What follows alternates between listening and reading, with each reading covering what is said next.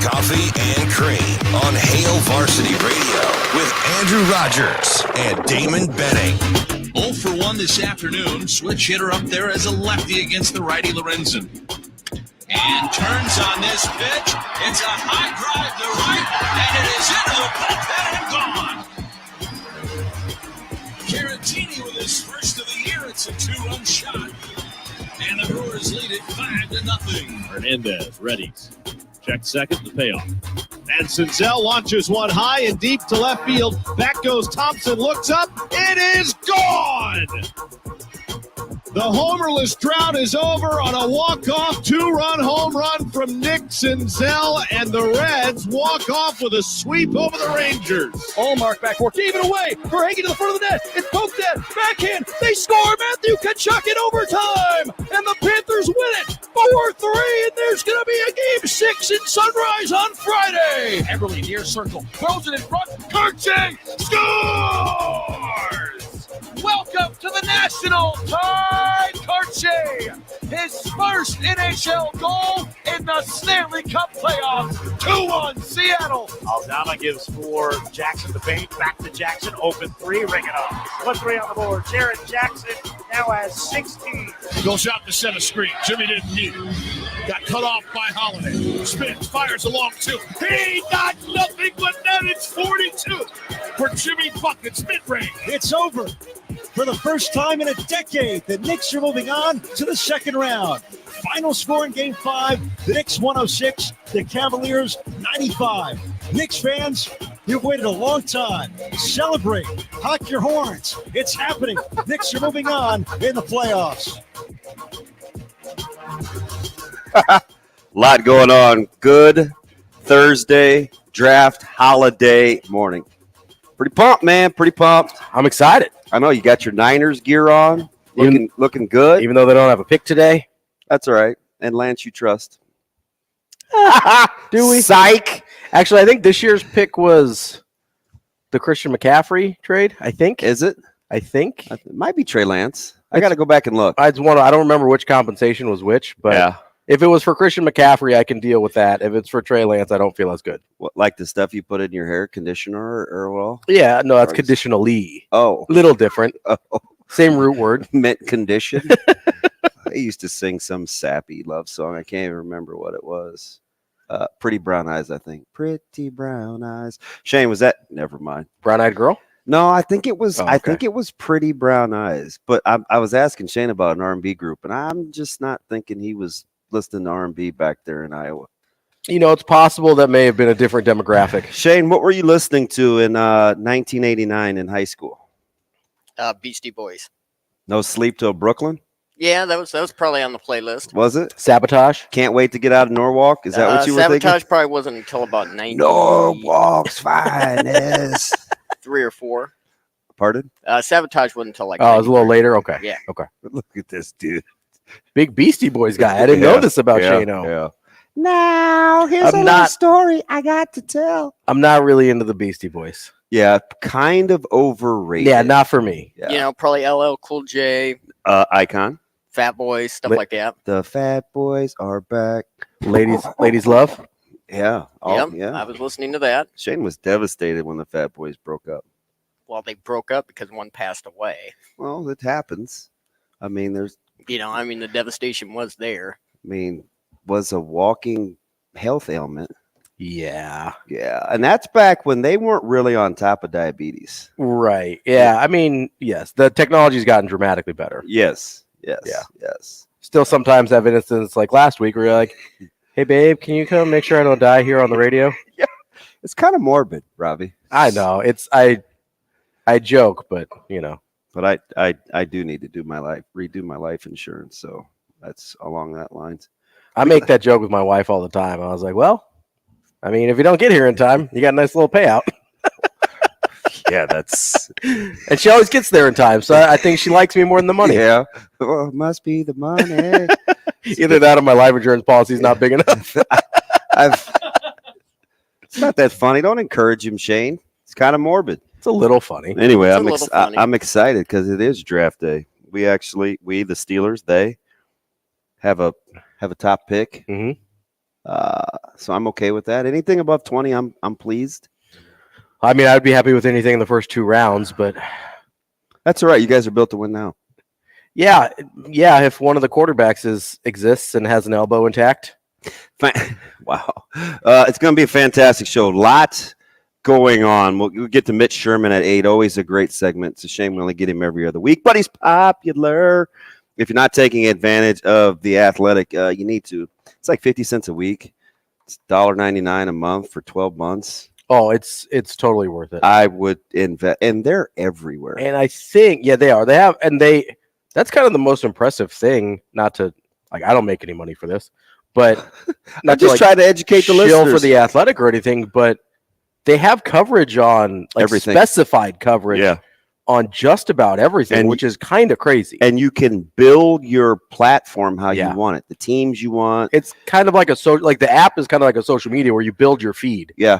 Now I'm gonna monitor them closely just to see if they get scores updated faster than like the ESPN mobile app, which has really gone by the wayside. Yeah, it really has. It is not very good. Like I've looked for several alternatives for like the last 4 or 5 years. I've used Scores and Odds. I've used lots of different ones. Just because ESPN is a little slow. And it's it doesn't have a great user interface. Like it's not super easy to navigate, to get where I want to go all the time. It sounds like life. Because appreciate ESPN for preparing me for, the school. It's kind of hard to get to where I want to go. I know. Like that. I know.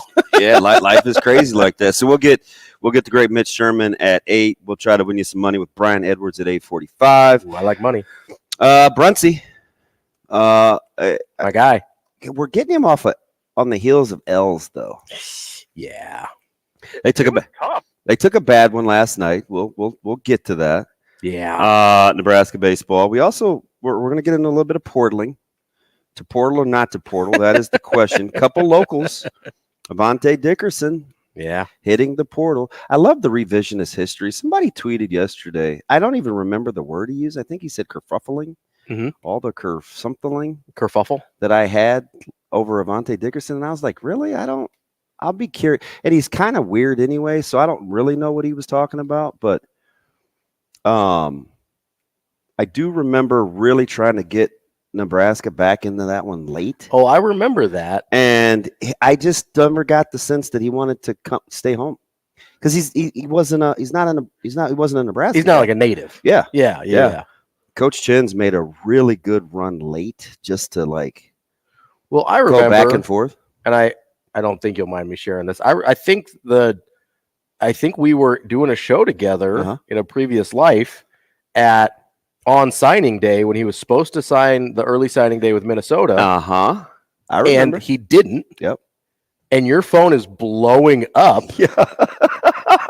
with the previous staff being like, Damon, what's going on? Yeah. I remember that. And it was super bizarre. Yeah.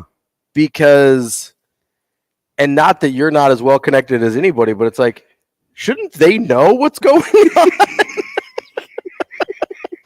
Yeah. It was just kind of a surreal moment to watch it happening because we're doing a show and your phone's sitting like between us. Yeah. And it's like Scott Frost, Coach Chins, like just the entire, I think Travis Fisher, like the whole, like every 3 minutes, a different Nebraska coach was calling you about Avante Dickerson. They're calling me. So we'll see where AD ends up. Hunter Salas. Wake Forest, Demon Deacons. I didn't like how that. I was, as DB called it, by the way. What's that? You called it. Yeah. I was more. I would like to say I did. I was just going with a gut of what the barbershop tells all. Sure. The barbershop tells. You didn't go like hard, like I guarantee he's going. Yeah. But you were like, hey, Wake Forest, Forbes, like that's where you need to be. There was just a weird line of questioning that was going on in the shop. And he decides on Wake Forest. So now everybody's kind of doom and gloom. Yeah. It's like, what's going on with Nebraska athletics? And I really feel bad for basketball because I think everybody was pretty excited for Coach Hoiberg. I really do. You mean like hiring him? Yes. Oh, 100%. I was more excited for Hoiberg than I was for Frost. So well, I don't know if more excited. I was more certain he would succeed than I was about Frost. Were you? I was. Yeah, I could see that. I could see thought the track record was better for Hoiberg. Because as much as, listen, I'm not going to pretend like I wasn't in on Frost like everybody else was early, right? Yeah. But I even acknowledged then, I was like, the resume's maybe a little lighter than you love. Yeah, I remember. Because of not a ton of head coaching experience, whatever. Whereas with Hoiberg, I will remember you. do. See, since we can't play music ever, I just sing my own. Yeah, absolutely. And I know I'm terrible, but the deal with it, I guess. No, yeah. So I was more convinced that Hoiberg was going to be successful, and I was more shocked they actually landed Hoiberg. Yeah, I wasn't totally sure they could get him because the connection to Nebraska isn't as strong as it was with Frost, obviously. So yeah, it is. I mean, somebody asked me on Twitter yesterday. They were like, "Hey, real talk. Like, what does Nebraska need to do?" Yeah, it's important, and that's a hard question. It is. And listen, let's not go all revisionist history like my man Jeff was on Twitter yesterday about AD. But at the time, William Dollar Bill Moose made the hires people wanted him to make. Absolutely. So let's cut absolutely. That out. So let's cut that out. Now he didn't do much else. No. But he was brought in to make specific hires, especially with Frost. And then when Hoiberg became available, which again to me is the more impressive land. Yeah. Because there wasn't as much of a natural connection there. But and for all the hand wringing and consternation over Will Bolt, he does have a Big Ten title. Yeah.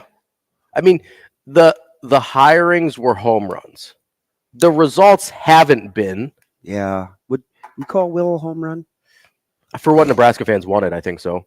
Nebraska fans wanted Will Bolt. Yeah, and I think my guy, I think Hurrdat did too. So I think for what people wanted here, Will Bolt was a home run. I think nationally the other two were home runs. But just because the hiring is a home run doesn't mean the results will be. That's what we haven't learned to necessarily disconnect that. Just because you made the right hire at the time, which they couldn't have hired anybody besides Frost. They just couldn't have in that moment. They could have hired somebody besides Hoiberg, but Hoiberg was the best option. Like I could not believe they got him. So the hirings being home runs versus the results not working out, you kind of have to separate that a little bit. You know what I mean? I'm with you. We are live from the H&H Chevrolet studios. We set the lineup. Oh, I didn't finish. My man Justen Gammel. We'll talk NFL draft. We didn't give him a big enough segment. I'm kind of mad about that. I strong-armed Shane before we left. Shane told me to zip it. He's the producer. He'll figure out the draft the rest of the couple of days. So I said, okay, fine. So Justen doesn't have the big enough window, though. Shane. I'm just saying. That's unfortunate. Might have exaggerated puking a little bit. Yeah, just a little. Who's exaggerating? Just a little bit, Scott. Are you still trying to figure out? Did Bill text you? Because I texted him. I said, hey, good morning. No, Shane texted me the code. So I'm in. I'm just figuring out which TV is which. Oh, you're going to pull an Andrew. So usually he can just push buttons and he figures it out. That's kind of what I'm doing. He's like Benjamin Button. How about that guy on the NFL Network right now, Ryan Leaf? Ryan? Good morning, Ryan. This was an exceptional day for you. Once upon a time. Probably as good as his career got. The draft? Yeah. Yeah, I feel bad for Ryan. Ryan had a lot of things going on. He had some demons. Yeah. For sure. Yeah. It didn't go great for him, but draft day was nice. Yeah, so we're gonna have a ton, a lot going on. My kid is going to Bryan, Texas this morning. He had to be at the airport at 6 a.m. I've been to Bryan, Texas. Have you really? Yeah, it's the sister city to College Station. Yes, it is. My best friend's dad is the police chief there, so don't get in any trouble. No, that dude's pretty straight-laced. He's a lot better than his dad. I'm more worried about Sauter, honestly. A lot better than his dad. Oh, that's right. Sauter did have to get up early. Sauter went down with him, right? So my man was going through the security check line at like 6:10 this morning, and I wouldn't necessarily call him an early riser. Sauter? Caleb. Oh, Caleb, okay. But, I mean, he is pretty good. He's not a guy that – he's not a sleeper either, so he's probably somewhere in the middle. because he goes to bed early. Does he? Oh, yeah. It lights out at like 9. Now, he may be on his phone for a little bit, but he's going to bed. So 6 a.m. check-in. I think their flight leaves at 7:20 this morning. So just about here a couple minutes here. Yeah, they got their work cut out, too. Another tough draw. But when you're playing on the top shoe circuit around the country, there are no easy ones. So, hey, you got it. So... Oh, wrong show, but we're getting close. So safe we're travels closer. To my little guy. He got it, my man Will Tiemann. By the way, how far is we talk about baseball? And I Stephen Willie Tiemann. Where is Shark LaFay when you need him? Shark. I mean, Shark cut that man's truck in half. Yeah, that's. I think that man maybe got hit in the head too many times. Yeah. Yeah. Oh, yeah. That was the indication of the film. He had a little. Is SCI? Are they not the hardest working people in America? My man is getting it in every morning around 7. He is working his tail off. Oh, absolutely. So it's like, hey, listen, for all your security needs. No, I'm just kidding. No shameless plug. Although he is pretty cool, and he's a sports fan too. Yeah, you still got to pay us for us to give you a shout out. Isn't it weird though? So he and our security guy is a Raiders fan like Shane. Well, is Shane a Raiders fan or is he a Lions fan? He Touchdown! Jackpot, baby! Well, today's tailor-made, so he's back to golf. Okay. He's either golf, Lions, or Raiders. Golf, Lions. So are you doubly excited for draft day, like unlike nobody else that cheers for the NFL, Shane? Because that's kind of weird. No, I'm not really excited at all. I mean, I don't really care what the Lions get because they're a good team. I do care what the Raiders get. Wow, he's calling the Lions good. Are the Lions good? Compared to the Raiders, yes. I think people are excited about Do you believe in the Lions? Do you believe in Lions? People act like Minnesota didn't win 13 games last year. They're still the best team in that division. Yes. Seriously. Seriously, they're still and like let's not act like Cousins isn't playing on his last year either. So he'll put up prolific numbers. Oh, 100%. He's a contract year guy. Oh, so are we really going to act like the Vikings aren't going to win this division, Shane? All the shout out to Mike Are the Lions Schaefer. a top 10 team? No. Do they teeter on it a little bit? A top 10? Top 10? No. I don't think so. They're like, be happy to make the playoffs next year team. So it makes them what, like top two-thirds? I could see a similar season. And I was one of the guys, like a few others, that had them well over their win total. Like, that was my surprise team. So, I mean, that's pretty good. Well done. Are you sure you don't want to put that on the NFL Network, or you don't want to press your luck? No, we can. I'm feeling good about my I'm feeling good about my navigating of the thing now. So Big Bucks in a good mood or what? You want Good Morning Football? Big Bucks, no whammy. I got to show you the message he sent me yesterday. Rule? I showed you your earlier one, right? He goes, "Oh, you guys are so funny. You're just chumming it up." No, you didn't show me that one. No, when you said what you said yesterday about us. Yeah. But it's not like that. It's business. It's not pleasure. No, listen, I'm not saying that you guys don't like talk about important stuff, but there is like a little bit of I think there's a mutual man crush going on. Stop. No, come on. Stop. It's okay. Yes, sir. He's the shrink is rationalizing with the shrink. I'm not hating. Are you going Obi-Wan on me? He said it's okay. No, it is. Oh my gosh. Listen, it's okay. Hi, Coach McGuire. Good morning to you. it is okay. It is? Yeah, who cares? Like That's Nightbird. great. It's okay. It's It's okay. okay. It's okay. It's okay. No, it's all good. I'm happy for you. What? And I got up there and just crushed it. No, it's nice to make new friends. Oh, listen at this. You guys, come on. You guys are friendly. It's not just business. You guys are friendly. Yeah, very much so. That's what I mean. Like that's great. It's nice to find new people that you get along with. Those guys were jacked up to get back in the building. Yeah, like I'm not hating. I'm a little jealous, to be honest. Oh, don't be. I'm a little bit. With great pressure comes great responsibility. That's not quite how the line goes. It is for me. Yeah, that's true. Very true. I say that out loud the way I said it. It makes a lot of sense. No, I get what you're saying. Yeah, so I think it goes that way. You're no like Uncle Ben from Spider-Man over here. No, although if it doesn't go the way I want to, it may low key disappear. So anyway, stop it. I didn't do anything. Stop it. I'm just hanging out. Hey, so we could go baseball. We could go playoffs because the playoffs. Yeah, so it's official now, like you're all in the work deal. Because when I allow you to go back and forth while I'm watching a sporting event, oh yeah, you've reached a different threshold. Because I don't typically mess around. I did feel honored. But I had to call my shot. You did, yeah. I had to call my shot. Said the Kraken would win again last night. You said the Kraken would win. You said that Boston series is going 7. Yeah. Which I mean, makes sense. Listen, so Panthers at home for 6. Yeah, and they're having a hard time with Kachuk. And I still don't like the fact. Now I'm just lamenting over their greatness but I still don't like the fact they're kind of they've been outplayed. Right, they're getting by in stretches, right? It's not their A game, and a lot of people don't put a lot of stock in the regular season. So this is, but the Panther. I said this last week, right? They split during the regular season, so it would when you've given them 33, a third of their losses. Yeah, it's like that's bad math. Sorry, Jamie. R.I.P. No, but what is Florida? What are the Panthers scared about? Nothing. They are not. They're maybe the one team in the league, and that there's not an intimidation factor. And they are putting a ton of pressure on Boston. So that one, I feel like that one's going 7, and it should. I mean, they'll win in Florida. Boston's not playing great right now, though. They're not. I mean, they're. And listen, I'm not going to pretend to be. It's like I told you last night.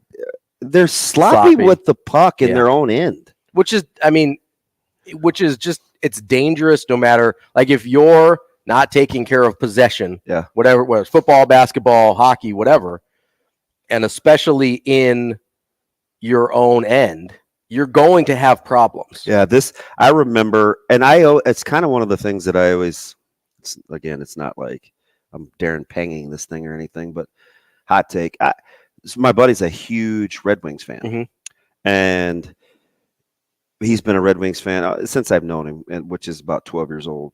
And his when they were really, really rolling, people used to always try to dump and chase with them because they were afraid to carry the puck.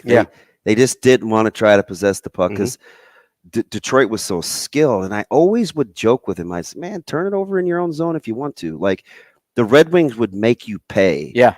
If you couldn't advance the puck out of your own end. And Florida has really pressured Boston with that. Yeah, they've done a really good job of making them again, like you said, making them pay for their mistakes. So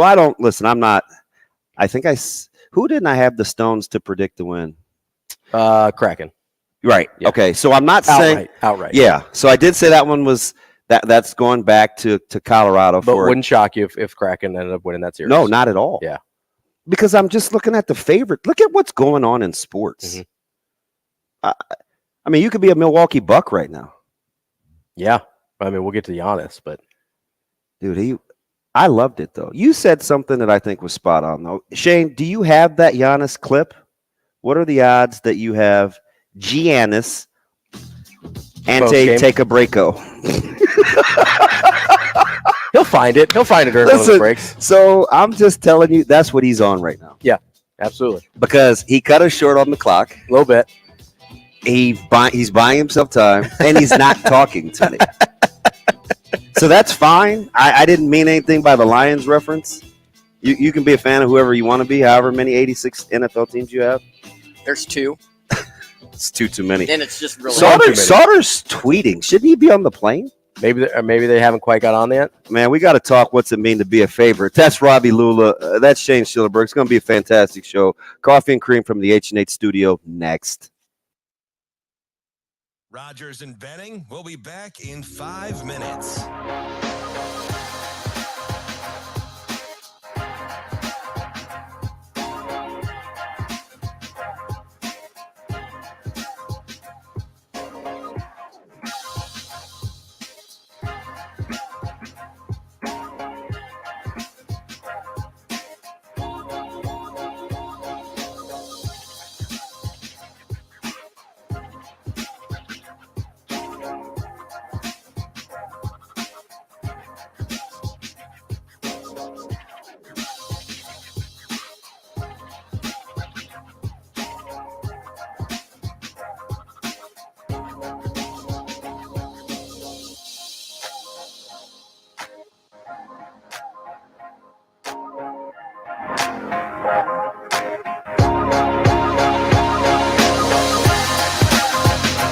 Rogers and Benning will be back in 4 minutes.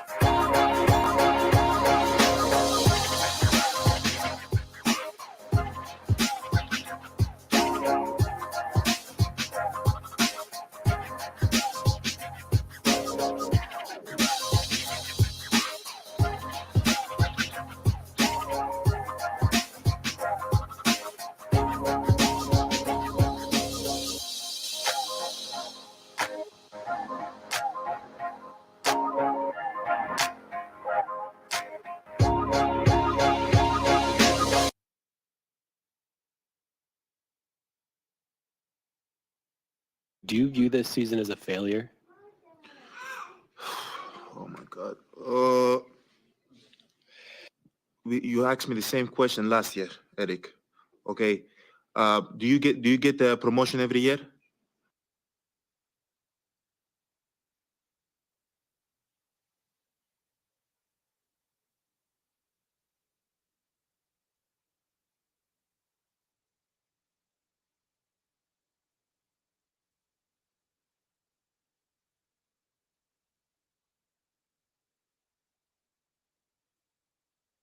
Do you view this season as a failure?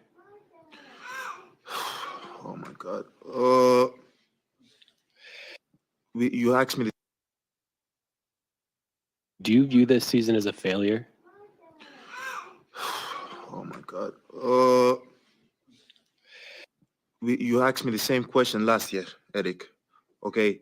Do you get the promotion every year on your job? No, right? So every year you work is a failure. Yes or no?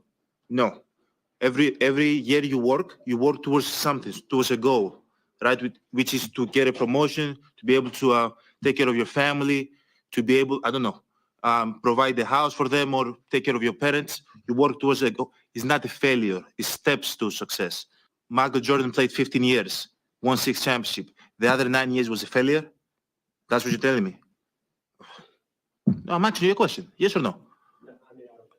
Okay, exactly. So why are you asking me that question? It's a wrong question. There's no failure in sports.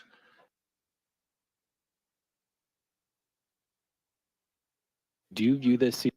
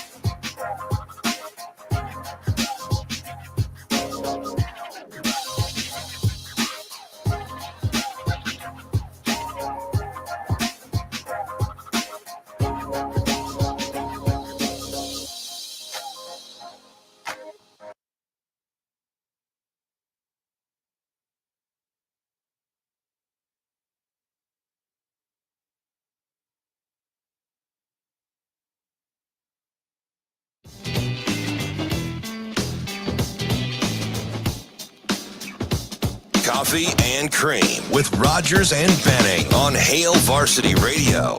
Do you view this season as a failure? Oh my God.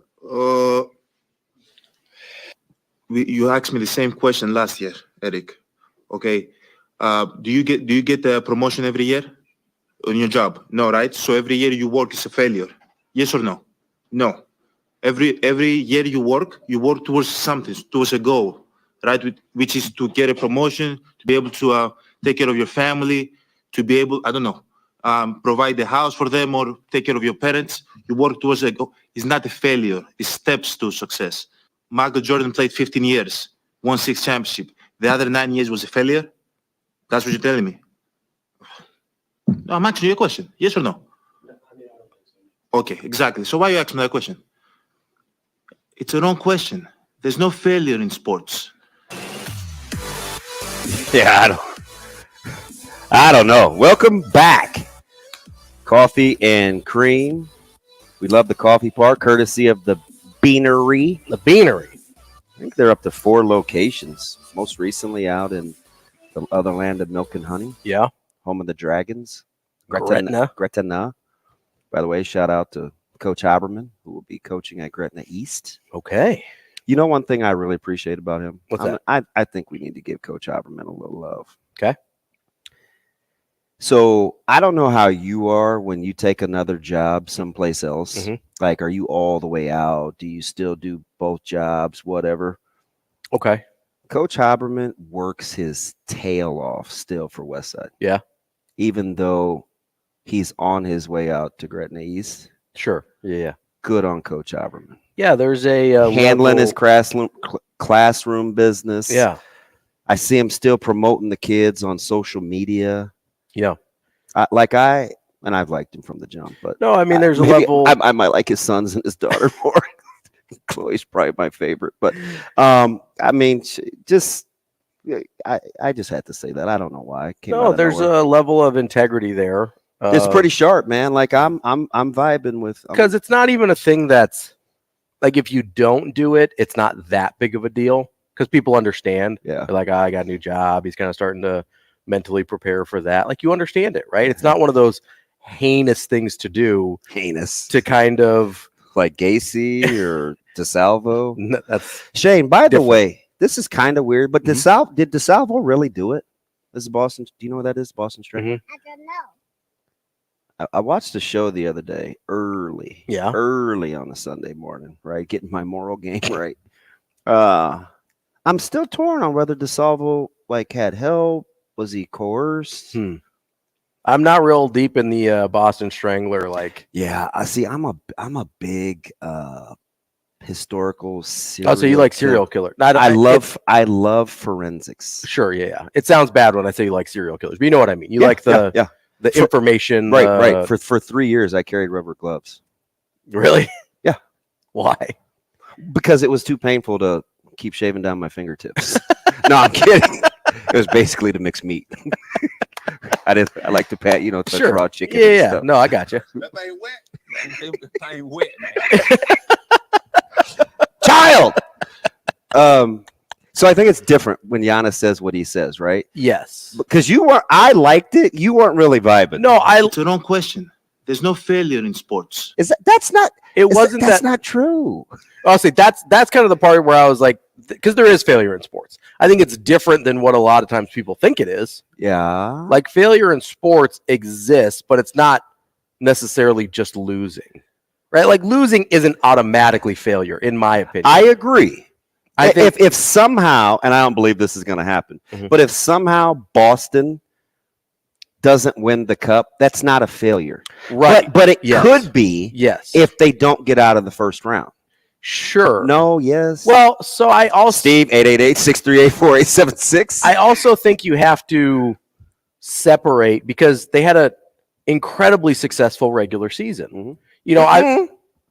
Boston? Oh, I thought you were talking about Milwaukee. No, the regular season for Boston. Was that childish what I did? I was taking a drink. I'm sorry. No, you're okay. So what's more of a failure than if you win the entire season, like the Patriots go to the Super Bowl and you lose, or if you're Boston this year and you don't win, or if you're what was the team in baseball that had the major league record for wins? Mariners 116. Yeah. Is that 04, 05? That was 01. Was it? Okay, thank you. I get on my. That was. It was the first Ichiro year. It's a dark stretch for your boy. Yeah. Well, is Boston comparable to that right now? No, I think it's a little premature. They're still up. They're up in the series. Yeah, right. But honestly, this is a lot like the Golden State 2016 team. Draymond missing a game. They're ahead in the finals against the Cavs. They obviously end up losing, but like in the playoffs, that was a failure. That's still the most successful regular season anyone's ever had. Mm-hmm. Like, we have to be able to separate some of these things. And, like the Patriots, that's a really good example, right? Because going 18-0 is incredible. Losing the Super Bowl is a failure, but I don't think it taints. For some people, it does. For some people, it taints the entire season. And that's fine if that's how you feel about it. And I'm sure for Bill Belichick, he doesn't care about going 18-0 and then being, losing the Super Bowl. He'd rather get in at 8-8 and win that thing. Absolutely, right? A lot of people are like, yes, I know they play 17 now, but at the time, yeah. But I think for me, it's become much more about, and we kind of talked about this last week about how much you enjoy or don't enjoy watching your team, and part of that is the whole regular season. It's not just the playoff run, right? Like the Warriors could go on a little run here and make the finals, let's say they lose the finals, but they make it. Does that make me feel that much better about this season? Not really. All right, let me ask you something. Is it relative to expectations? Because right now, would Will Bolt be considering this baseball season a failure? Ooh, relative to expectations are a huge part of this. That's okay. Absolutely. Because going and setting the NHL record for regular season wins sets a level of expectation that if they had gone, they'd won, 4 fewer games, right? Because the old record was 63, and they had 65. So let's say they win 60 instead of 65. Expectations are still there. It's not the same. It's a different level of, like if the Warriors had won 68 games instead of 73. Do you view college different than pro? I don't. But it's because I think I've taken my college mindset and applied it to a lot of my pro teams. Like, for instance, I don't consider Creighton's season a failure because they didn't win a national championship. Oh, that's funny because remember, that was a thing. Yeah, absolutely. That was a thing for like 3 weeks. But had they gotten bounced in the first round, absolutely that's failure. And I wish we still had Mac's answer to that because it was fantastic, I thought. And okay, fine. I'm a little biased. Yeah, you like Mac? I do. But it was still a good answer. Absolutely. But let's not get it twisted, though. Like, you can be my guy, and you can say something that's a little outlandish, and I'm going to say you said something a little outlandish. Absolutely. That's part of, like, having a friendship, right? Is you can be... I thought you were supposed to say my allure. Is that a little harsh? Is that a little strong for a couple guys in the morning? Not that there's anything wrong with that. It's 20. Well, what I was going to say, actually, was that's part of... I was going to say that's part of being in a relationship. You were going to say Montana. No. I was going to say that's part of... Stick to sports. I was going to say that's part of having a relationship with DB is he's going to call you on stuff if you get a little out of pocket. Yeah, it happens to me all the time. Which is good. By the way, I have a great cologne. It's called Allure. That's why it's on the top of your head? Yes. Yeah. It's fantastic. As a matter of fact, I'm wearing it currently. All right. Well, I'm not going to sniff you yet. We'll wait till that's off camera. Shout out to me. Shout out to me and my dope cologne. What'd you say? Is it a bass lure? What? The fishing lure? Oh. No, it's a lure. Not the lure. You know what that sounds like? No.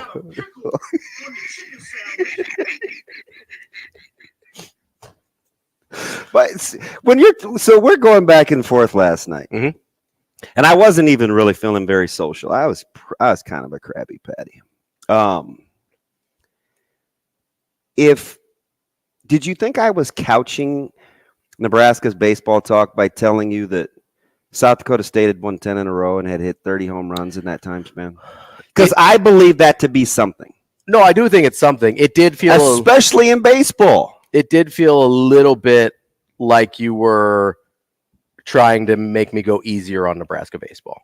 That's how it felt. I feel you.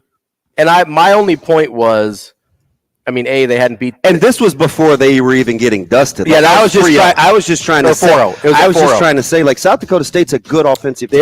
They are a good offensive team. And they swept Omaha. Nebraska didn't do that. My point was, if Nebraska baseball is the team that a lot of people were kind of trying to think they were, a potential at-large regional team, that's not a game you can lose. Yeah, they're out. Sure. Yeah. But people were trying to speak that into existence as recently as last week. Maybe we ought to do something different other than Jackson Brockett. Maybe. Although it's not just his fault. No, there's a lot of problems. We'll get to more of them. 7:45. Michigan Lance, stay right there. Hold on. The listeners are chomping at the bit to hear from you. Back after this on Coffee and Cream. Rogers and Benning will be back in 4 minutes.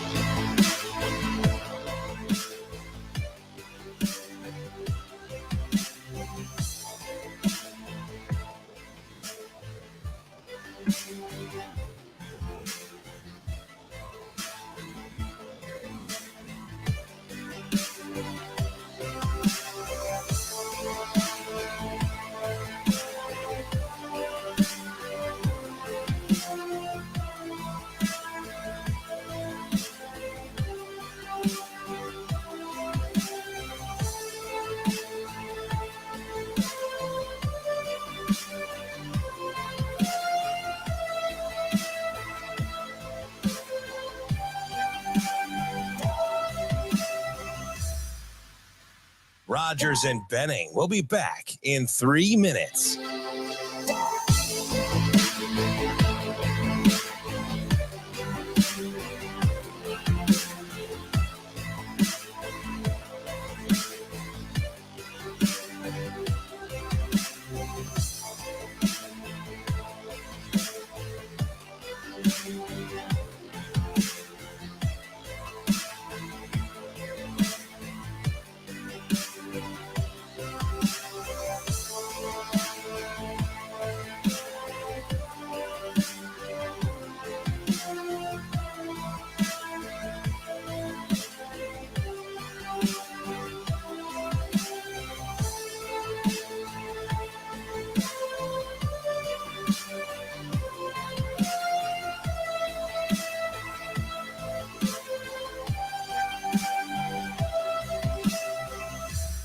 Rogers and Benning will be back in 2 minutes.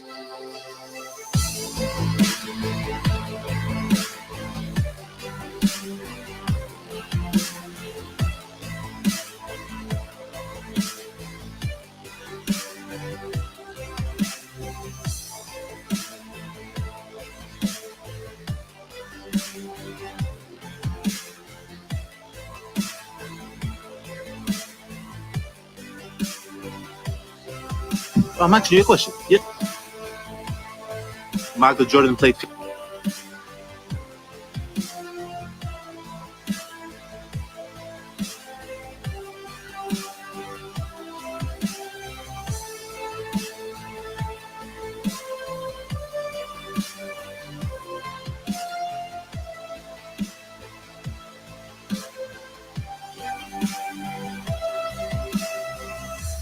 Rogers and Benning will be back in 1 minute.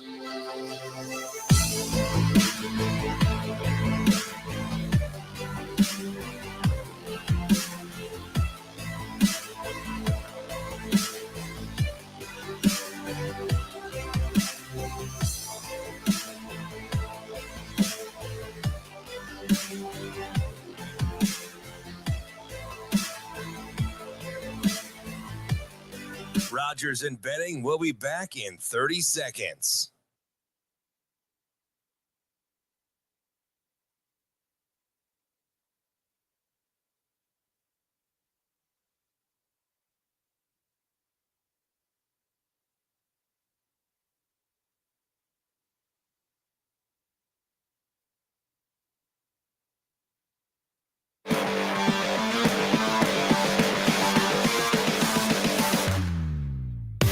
Coffee and Cream with Rogers and Benning on Hail Varsity Radio.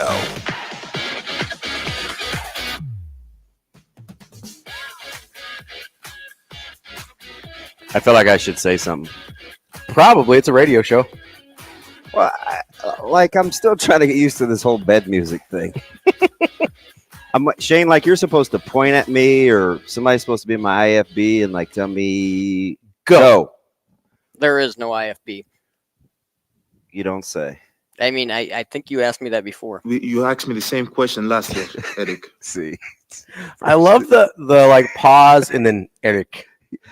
He was disgusted. He was like, he was so dismissive. He was like, really, bro? Yeah. You're gonna ask me this? The same question last year, Eric. Okay.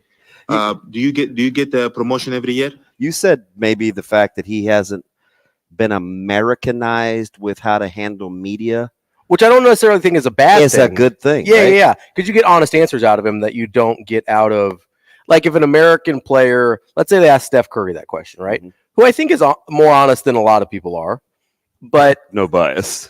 Well, love him. Talk about man crushes.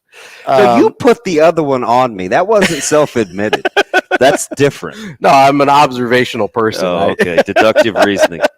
It's Mr. Semantics. Just because you don't admit it doesn't mean it's not true. Denial. It's a river in Egypt. Yeah.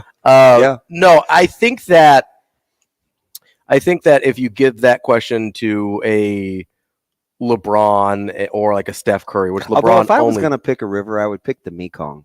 Yeah, big Mekong guy? Yeah, cool name. I'm like Mekong, Yukon. I'm a more reference, but a lot more cool animals in that river. I'm a more Ganges type guy. Really? You don't say. A lot of people can't tell.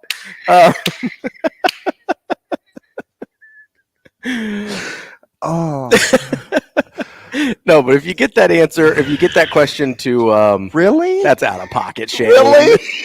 Come on. Oh, that's out of Africa. Come on. Really? Isn't that a movie? Somebody, I don't know. What are we doing here? I have no idea, but somebody just got fired. What's her name? Who did? Covers ESPN for baseball, 13 years. She cussed at the lady from Fox. She called her out of pocket, and they fired her. Really? Yes. Really? Yeah, she went to the dreaded word that I don't think most people use in their normal day-to-day life. The C word. Yeah. She called her that. That's that makes sense. Yeah, and I guess it was caught on audio, or yeah, that's not great. Is that a fireable offense? I mean, anything's a fireable offense if you try hard enough. It didn't seem like it. She called her a cad? Well, depends. Is that an Urban Dictionary? I'm not going to comment. I'm going to go back to my Giannis thing here. Just pretend like the rest of this conversation isn't happening. I don't even know what he's doing. You asked me the Shane? same question last year. Yeah, I don't think any of us ever do. But if you give that same question to a LeBron or a Steph, you're going to get something to the effect of, you're going to get a non-answer answer that says, obviously we're disappointed that the season didn't end the way we wanted it to, but we're still really proud of our accomplishments and whatever, and I'll ride with this team and blah, blah, blah, blah, blah, right? That's the answer you get from American stars. Whereas I think you actually got a good answer out of Giannis for the most part, right? Because we disagree that there's not any failure in sports. Yeah. But I don't think failure in sports is often what other people think it is. And even if we're not talking about, I know we got on kind of playoff success or failure in the last segment, but to me, failure in sports is like quitting.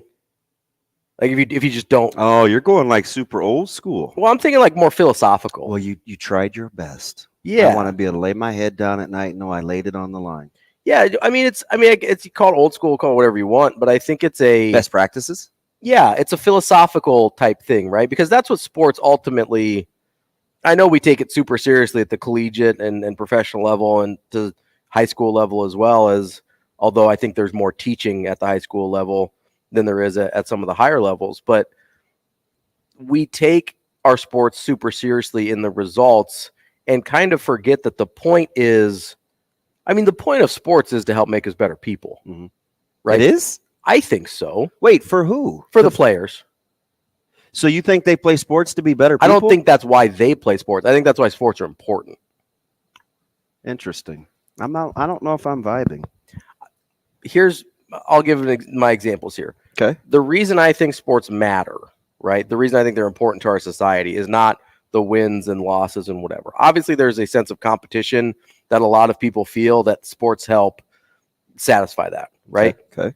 But in terms of bigger picture things, the ability to persevere, to learn your limits in terms of what you can push yourself to, in terms of what you're willing to do, what you're willing to overcome, putting yourself in difficult situations. What's the thing you always say? When you put pressure on somebody, the truth comes out. Yeah. When you squeeze them. That's my egg theory. When you squeeze them, whatever's Whatever's inside in comes you out. is what comes out, yeah. Sports squeezes you. Yeah. In a way that you can find out what's inside in a relatively low-stakes environment. This isn't war, right? In war squeezes you too, but it's life and death. Sports squeezes you, and you can actually learn from that because your life's not on the line for the most part, right? I understand. And so, unless you're playing soccer, maybe some overseas countries or something. Or I was thinking DeMar Hamlin, but that's yeah, you know what I mean. I understand. For the most part, by the way, to get cleared so quick, I was really uncomfortable with that. Honestly, unless I'm not a doctor, I'm not whatever, but just the idea of him playing football again made me really uncomfortable. Yeah, and he's like all in. Imagine what courage that takes. Well, that's what I mean, though, right? In what other area would he have the opportunity to display or learn that about himself, right? To me, that's why sports matter. Maybe that's not why we play them. Maybe that's not why we watch them or follow them. But in the grand scheme of things, that is probably low key what we gravitate towards too. We kind of go vicariously through the stories. Those sports, We gravitate towards the motivational, the inspirational, all of those things, right? Can you imagine what it's going to look like the first time DeMar Hamlin steps back on a football field? Yeah. There's going to be tears of joy and inspiration and whatever. So when sports fails is when it fails to capture those things on a grand scale, right? Mm-hmm. There's still failure in moments and games and results. But in my mind, sports only truly fails when we lose sight of why it matters. That's awful deep on a Thursday, but I'm kind of vibing now. Well, I had to explain myself because we weren't on the same page. Like you didn't understand what I was saying. I still think at first blush that's deeper than most people within their conscience. Sure. But if you dig into it, I think that's in there for most people. Yeah. And I think that's kind of what Giannis was getting at. That's not just digging. That's like excavating. That's like an excavation, bro. I think that's what Giannis was getting at, though, because he's talking about putting food on his table and taking care of his family and things like that. He's talking about the deeper things, right? So I think that's where Giannis's headspace was at when he's answering that question. Because you have to remember, this is a guy that was not just like American poor, was like poor, yeah, like impoverished. I still think that movie is streaming on Disney. Oh, the Atenagubos movie? Yeah, I haven't watched it yet. I haven't either. But if you know his story at all, you can kind of see. Don't ask that guy that question. Nothing in his life now is failure. Nothing at all. You know, he talked about thinking about retiring a few years ago. It's because he's already been the most successful that he could ever imagine being. Right? Yeah. Like that's a bad question to ask that guy. That's what you said. And that's a really good way to put it. Because he doesn't view things the same way we do because he hasn't been brought up in the American sports system the way we do. Yeah, you'd get a vastly different. So people still use LeBron's ratio of finals to wins as a way to not validate him. Right. And he's like, what? Like he's been in a finals like half of his career. Yeah. Basically. Is that good? It's pretty good.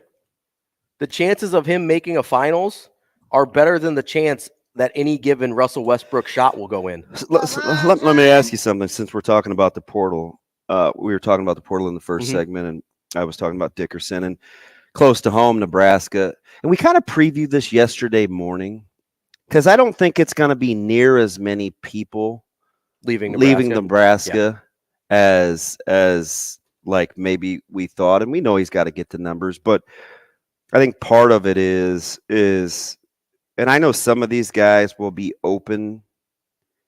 He would probably allow to come back, right? Like there'll be some guys where he's just going to be like, yeah. But there'll be some where it'll be a two-way swing, right?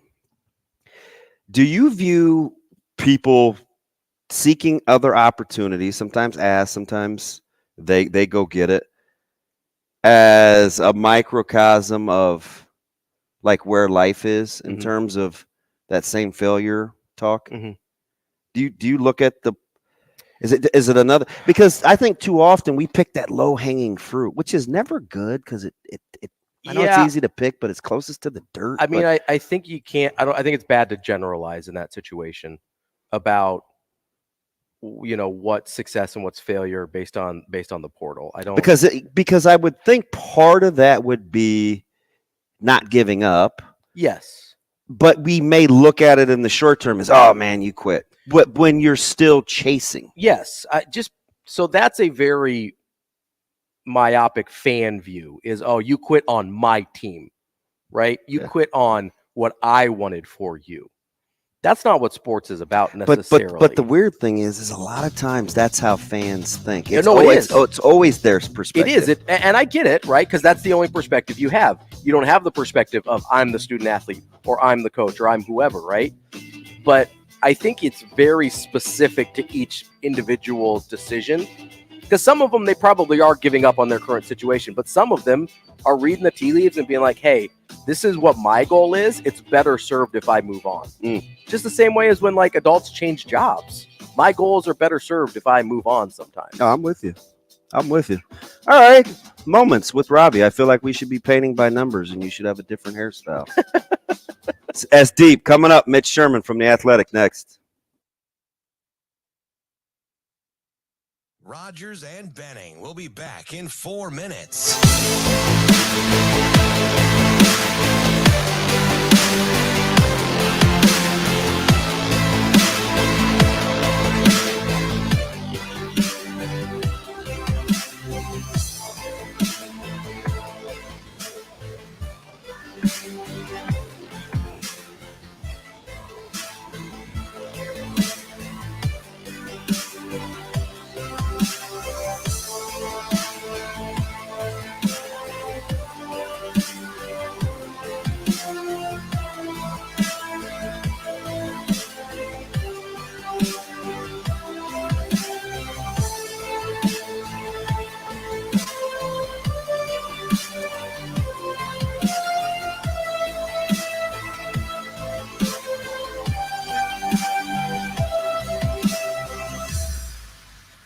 Rogers and Benning will be back in 3 minutes.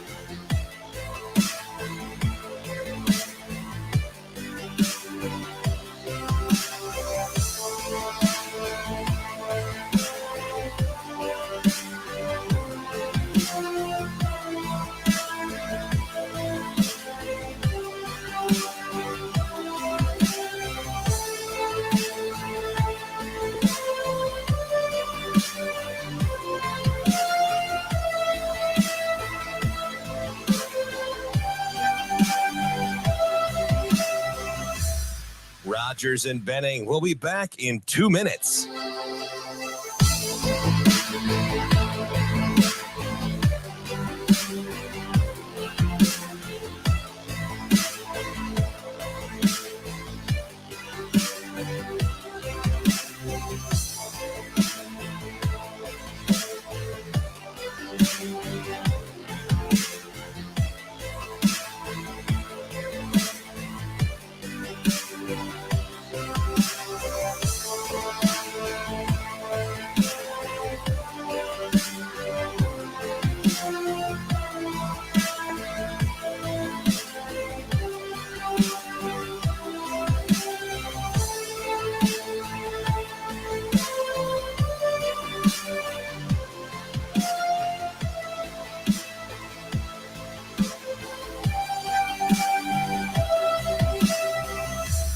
Rogers and Benning will be back in 1 minute.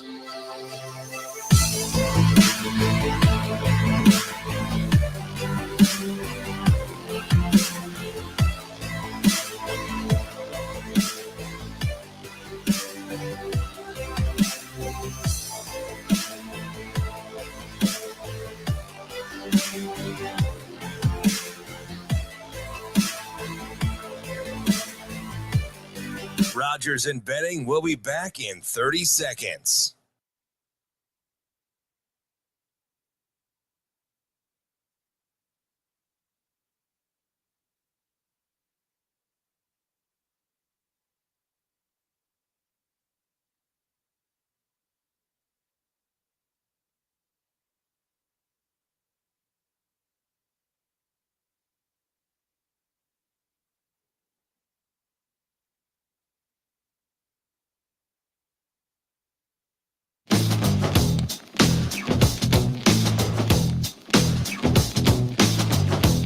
Coffee and Cream on Hail Varsity Radio with Andrew Rogers and Damon Benning. Welcome back. Coffee and Cream live from H&H Chevrolet Studios at HVC. It's kind of weird that with the blinds open, like people just kind of loiter. I don't know if they want in. Yeah.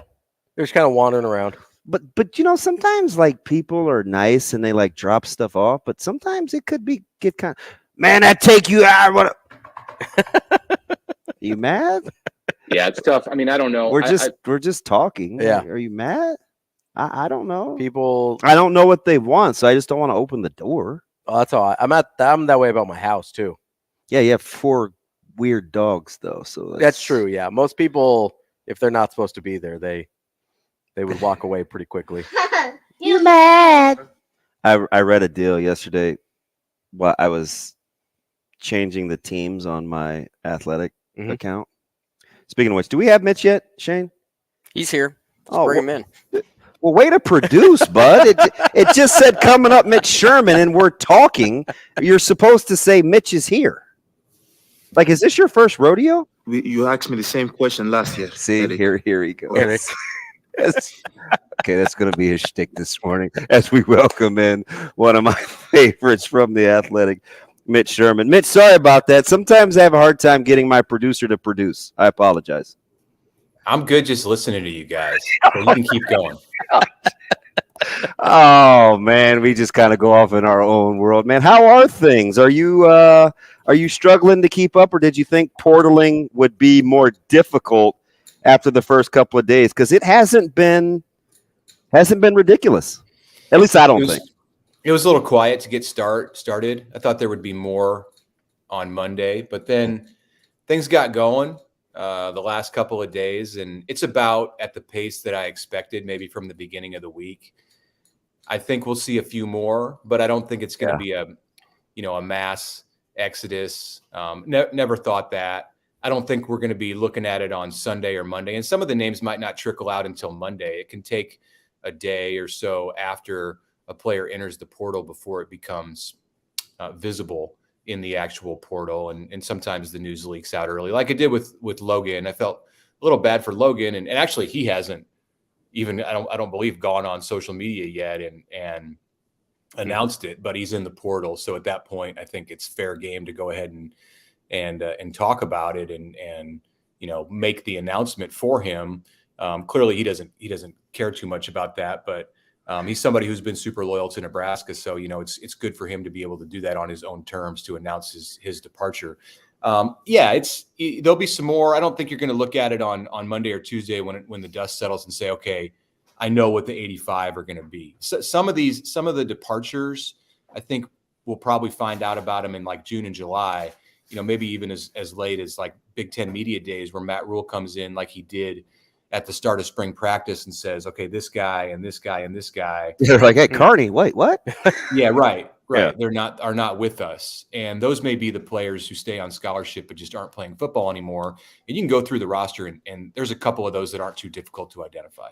Yeah, it's interesting. It's pretty perceptive too. You obviously have a good pulse because I agree with you on Smothers wholeheartedly. And I think he's one of the guys that I had in mind yesterday. I was talking to Ravi. We were just obviously the Colorado thing is getting a lot of run, and we talked to Brian Howell yesterday, who's been on that beat for a while. And I said, the weird thing about Nebraska right now is I don't think a lot of people are chomping at the bit to leave, like actively thinking, hey, you know what?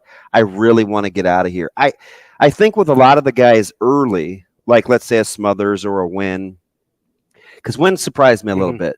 It's a two-way street, right? It's like, Wynn may be thinking, well, I mean, I want the bulk of the snaps, or if we're really going to do these playing 6 guys, or I want to test my market value. And, Coach Rule may or may not say, or Coach White, hey, see what's out there. I want you happy. If it's not good, come on back. We'll figure it out. I think that's like a Smothers deal too, right? I mean, Logan could maybe even want to change positions, but yeah. If you want what's best for a guy, it's like, hey, see what's out there. If not, come back and see me. I could see that with the environment they've got set up at Nebraska, that would be the case more than not. That's definitely the case with Logan. He has an opportunity. The door is not shut on him. Now, I mean, he wants to play. Yeah. So he's going to look, and I know that as soon as the news trickled out that he was going in the portal, and then when he showed up in the portal, he was busy, and he was hearing from schools, and he's probably going to find an opportunity closer to home in Alabama for him, somewhere in the South. But if it's not something that he likes, he left the Nebraska program, or he left, like physically or figuratively left Matt Rule's office with the option to be able to come back and be something in this Nebraska system. So that tells you how they feel about Logan, even not being able to see him compete physically in all of the time that this coaching staff has been here. They like something about his attitude and what he brings to the team. And I know that they appreciate the loyalty that he's shown in staying at Nebraska for 7 semesters through, and he's graduating on May 20th, which, great accomplishment for somebody who plays football to be able to do that as an early enrollee and then do it in 3.5 years. Yeah. So all of the intangibles and the pieces that you look for in a player are there with him. They feel like they would be just a better football organization if he's still a part of who they are, but they want him to be able to have an opportunity. And if he finds that in the South, where his parents don't have to drive 1,300 miles to be able to see him play or be with him on the weekends, then that would be the better situation or a good situation for him. I'm not sure with Wynn. I mean, he's a 6th-year guy. Yeah. And I think for 6th-year guys, like Casey Thompson, the urgency is there. And I think Stephon Wynn is probably going to go find a place where he knows he's going to be on the field a lot. And it'll be easy, I think, for him to find a home just because he'll be, I think, highly coveted. When you're looking at linemen are. Yeah. And it's weird because we think the transition is a lot easier for D-line than O-line. But I think it's you play so many more offensive linemen, you'd think just by sheer volume you could stumble into some quality offensive linemen. But man, Mitch, and you kind of got the sense from Coach Rule that they're just not super confident that the portal is a great place to find offensive linemen. Yeah, I mean, and I think part of it also is that it's so competitive for offensive linemen. I mean, just in recruiting and with NIL, they thought they had Walter Rouse from Stanford in the winter, and that went sour on them. It remains to be seen what's going to happen with Jacob Hood from Georgia, who's a big, huge guy and physically impressive, and he was touted as a recruit, but he's got to be healthy and he's got some hurdles to overcome to get to that point. So offensive linemen, I think, are just there's probably some similar characteristics and situations going on with D linemen. Those big guys, it's just hard to find really good ones that don't have something that's holding them back or, some reason why it makes them very difficult to be able to get. So it sounds like, as you set out at the beginning, I think, of any offseason, especially if you're in this situation Nebraska's in now with a new coaching staff where you're maybe thin at both of those positions, it sounds like, okay, we're going to go target 2 offensive linemen, 2 defensive linemen. Let's do this. Let's get it done. That's a lot easier said than done. Nebraska hasn't had a lot of success. They found guys, but they haven't had a lot of success in finding guys in the portal at the line of scrimmage who then come in and impact the team right away.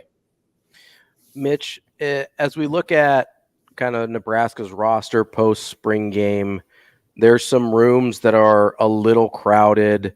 Where are you kind of expecting, not names specifically, but maybe position groups that you expect to see some of the attrition into the portal? The secondary?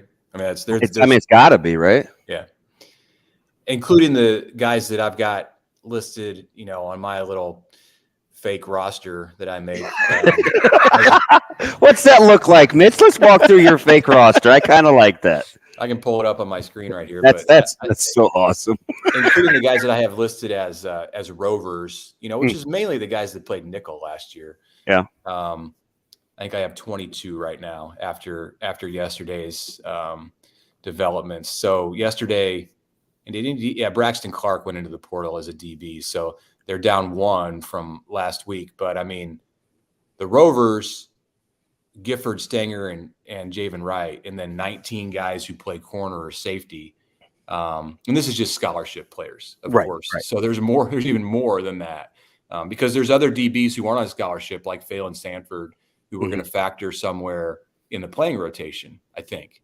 And he just makes plays whenever he's on the field. Sanford does, whether he's 4th string or whatever, special teams. There's definitely some room there to cut a little bit of fat. And, it's hard for me. I don't know who it's going to be. I mean, I can make a guess, but that's not really fair to those guys for me. No, sure. Yeah.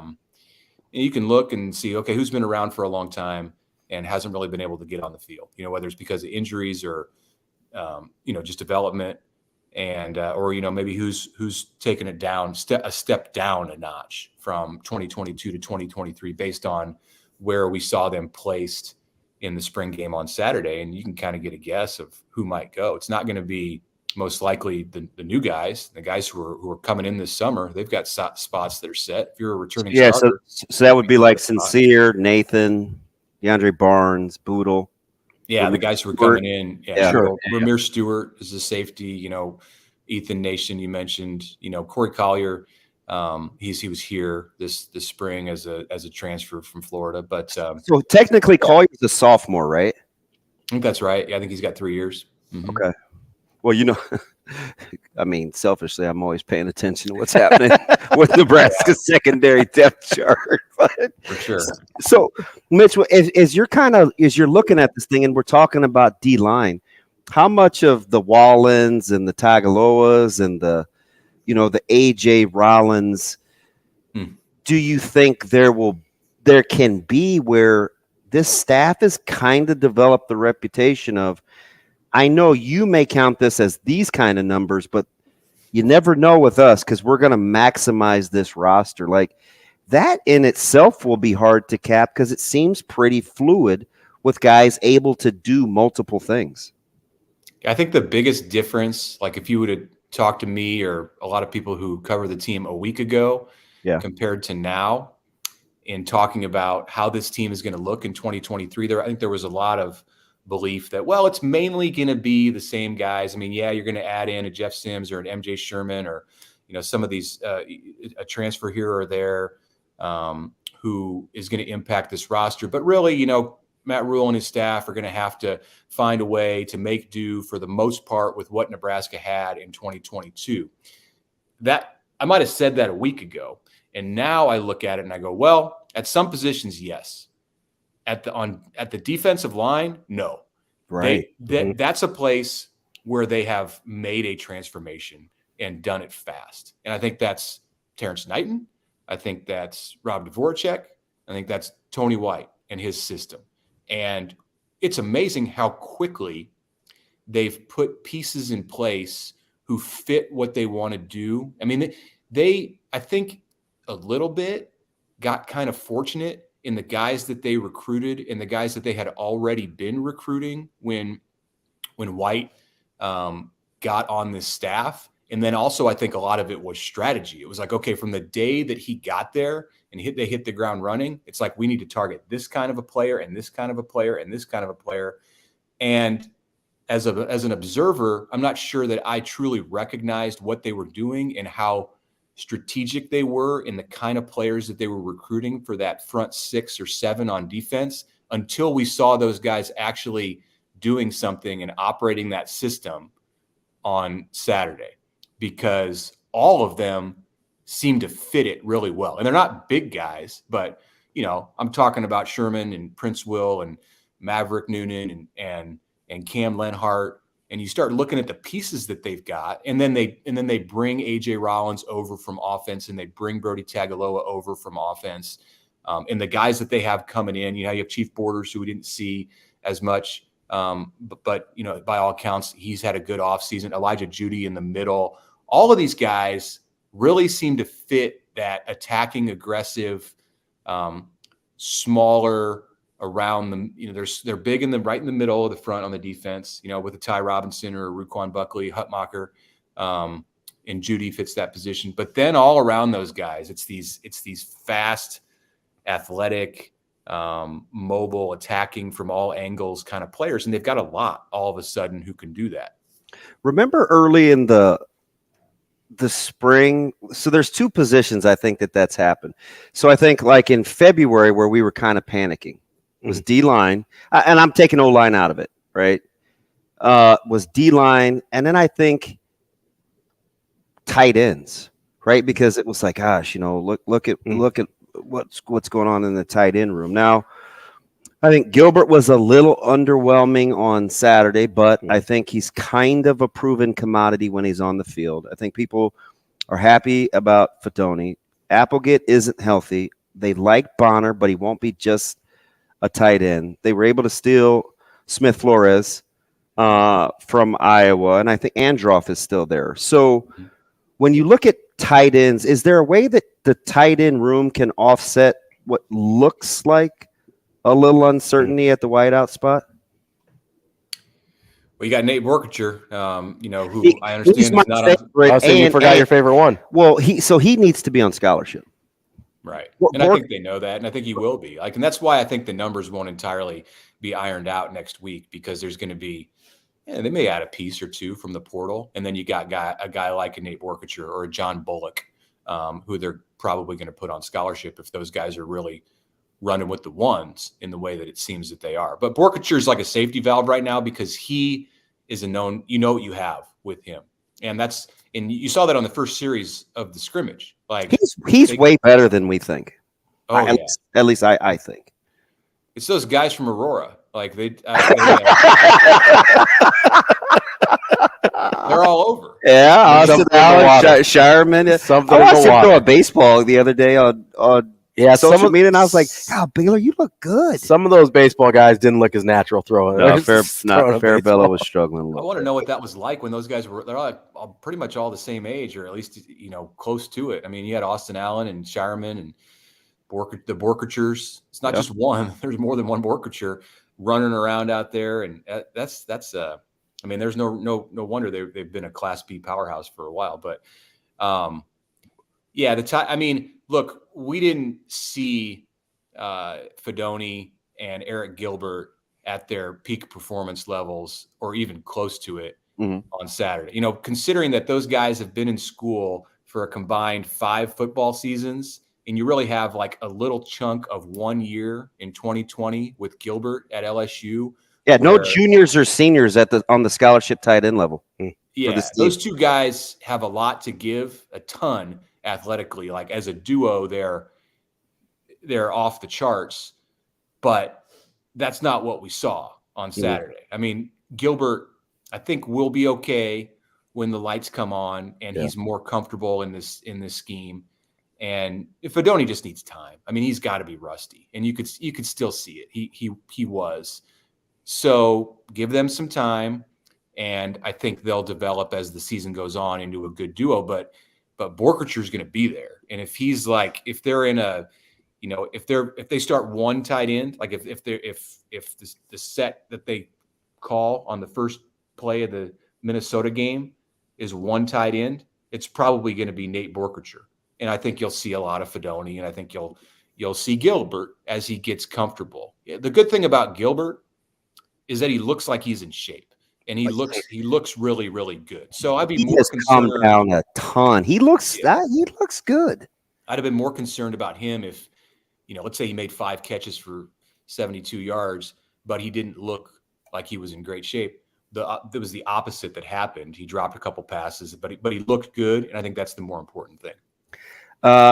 So they have 2 offers to in-state tight ends. Still a need for you? Yeah, I mean, you got Ian Flint, who just committed this week, and they've been on him for a while, so they obviously like what they see with him. He was one of the first guys down in Texas, who was banging the drum about Matt Rule and his staff and how well respected they are down there. Yeah. But, I mean, of course, Carter Nelson is a huge priority. And you saw him walking around that was the first time I've seen him up close in person, and saw him walking around. Is that optics or ability, right? Because you got he and Ingerson, right, that have the 2 in-state offers. Yeah, right. The Papillion. Is that optics or like must-have with how he's ranked, or you like the way that he plays watching? Well, I haven't watched him play, other than seeing some highlights. So that may be a priority to get to Ainsworth, or, look at their schedule in the fall and find out. I'm sure they play a lot of close games to us out here in West Omaha. But I want to see him play. It might be closer to go over to Papillion. It might be. You're right. But no, I think it's both. It's optics because, Matt Rule's lost a few battles now in recruiting. Yeah. And that's expected. It was really interesting to hear him say a couple of weeks ago about how the players that really mean a lot to him are the guys on the team who are buying in before they believe in him, they have a reason to, and the recruits who commit to him before he buys in. I think, it's really rare to hear Matt Rule talk to his players and recruits through the media. I don't think he generally likes to do that. I think he likes to talk to them face to face. He's really sophisticated as a communicator in that way. But that was one instance right there where I think he wanted people to hear that. It really means a lot to me for players to commit to us before we've proven that we're going to get it done on the field. And that shows that they have faith. And so it's understandable in light of that they've lost some battles in recruiting. But this is a big one with Carter Nelson, where I think that it's important for Nebraska in just the way that things look as they're getting off the ground here in recruiting for him to find a way to win that. And it's not going to be easy. I mean, kid's got Georgia, Alabama, Notre Dame, everybody wants him. So, if they lose it, it's not like the sky's falling, but you really want that. You really, really want to win that battle, in part for optics, but also because of the position that he plays and how good he can be in the Nebraska offense. Mitch, we've got about 90 seconds here. How surprised are you coming out of spring that the wide receivers might be the biggest area of concern in terms of position group? Yeah, well, I mean, there's been some attrition there, and Marcus Washington is the only guy left who on scholarship who finished the season on the roster last year. Now, I mean, you have Xavier and Isaiah Garcia Castaneda, who were on the team at some point in 2022, but obviously didn't finish the season on the roster, didn't start the season on the roster in the case of Betts. So that means there's a lot of work that needed to be done this offseason. There's a learning curve. Billy Kemp's going to be solid. Washington's going to be solid. And then, Betts got hurt in the spring game. I think, he's going to be good. And then they got to find some guys. And I don't know that there's a true freshman among that group who's ready to go. So maybe they look in the portal, maybe they just kind of fill things in because they've got tight ends who can really catch the ball. Bonner as a tight end, flex hybrid receiver, fullback, whatever running, he can play every position on the field. He helps you because he's got experience at playing receiver, at different levels. So I think they'll be okay, but they might find somebody there. And then they have some decent walk-ons. Ty Hahn can be a good player, I think. You have real quick, Mitch, you have a coaching MVP for the spring? Tony White. Good call. Mitch? That's the right answer, Mitch. That's fantastic. Good stuff. Appreciate it, man. Talk to you in 2. All right. Thanks, guys. That's Mitch Sherman from The Athletic. I didn't bait him into that. No, but I knew what answer you wanted to hear. But there's another coach he brought up we're going to talk about next, and he coaches D-line on Coffee and Cream. Rogers and Benning will be back in 5 minutes.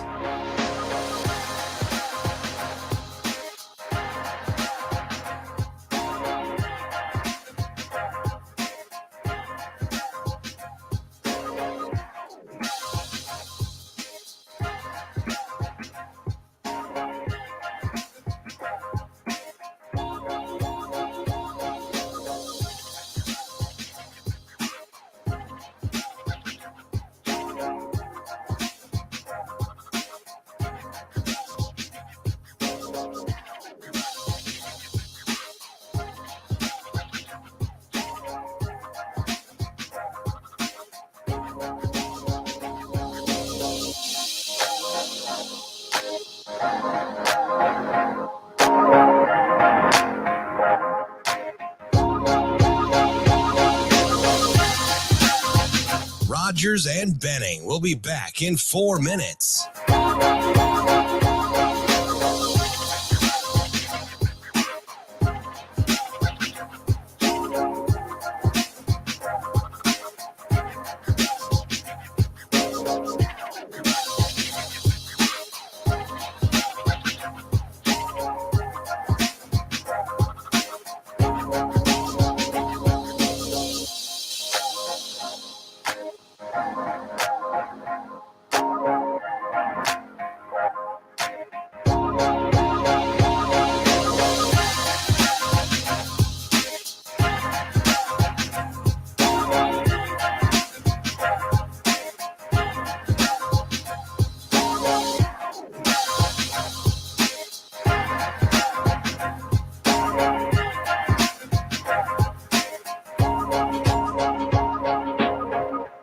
Rogers and Benning will be back in 3 minutes.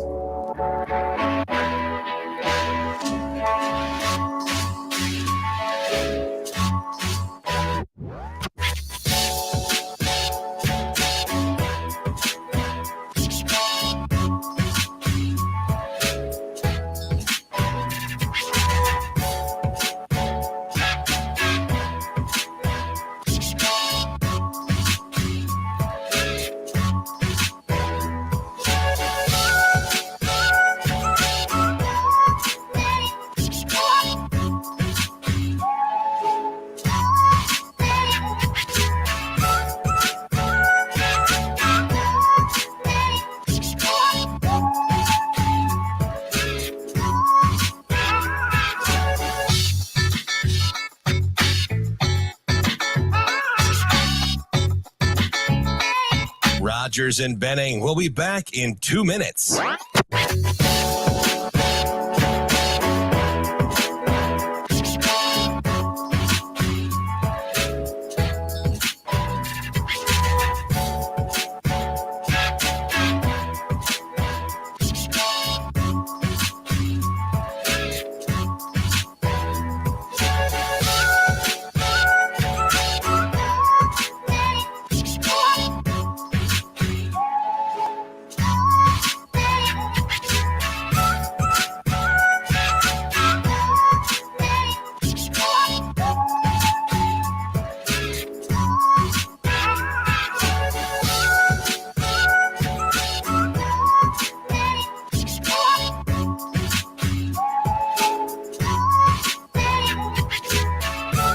Yeah, you see that at Indy? How'd you know that?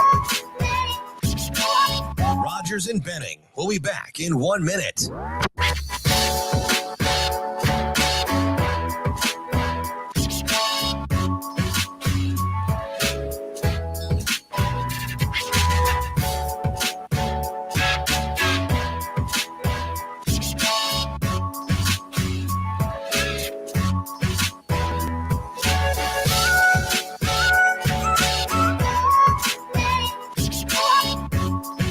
Rogers and Benning will be back in 30 seconds.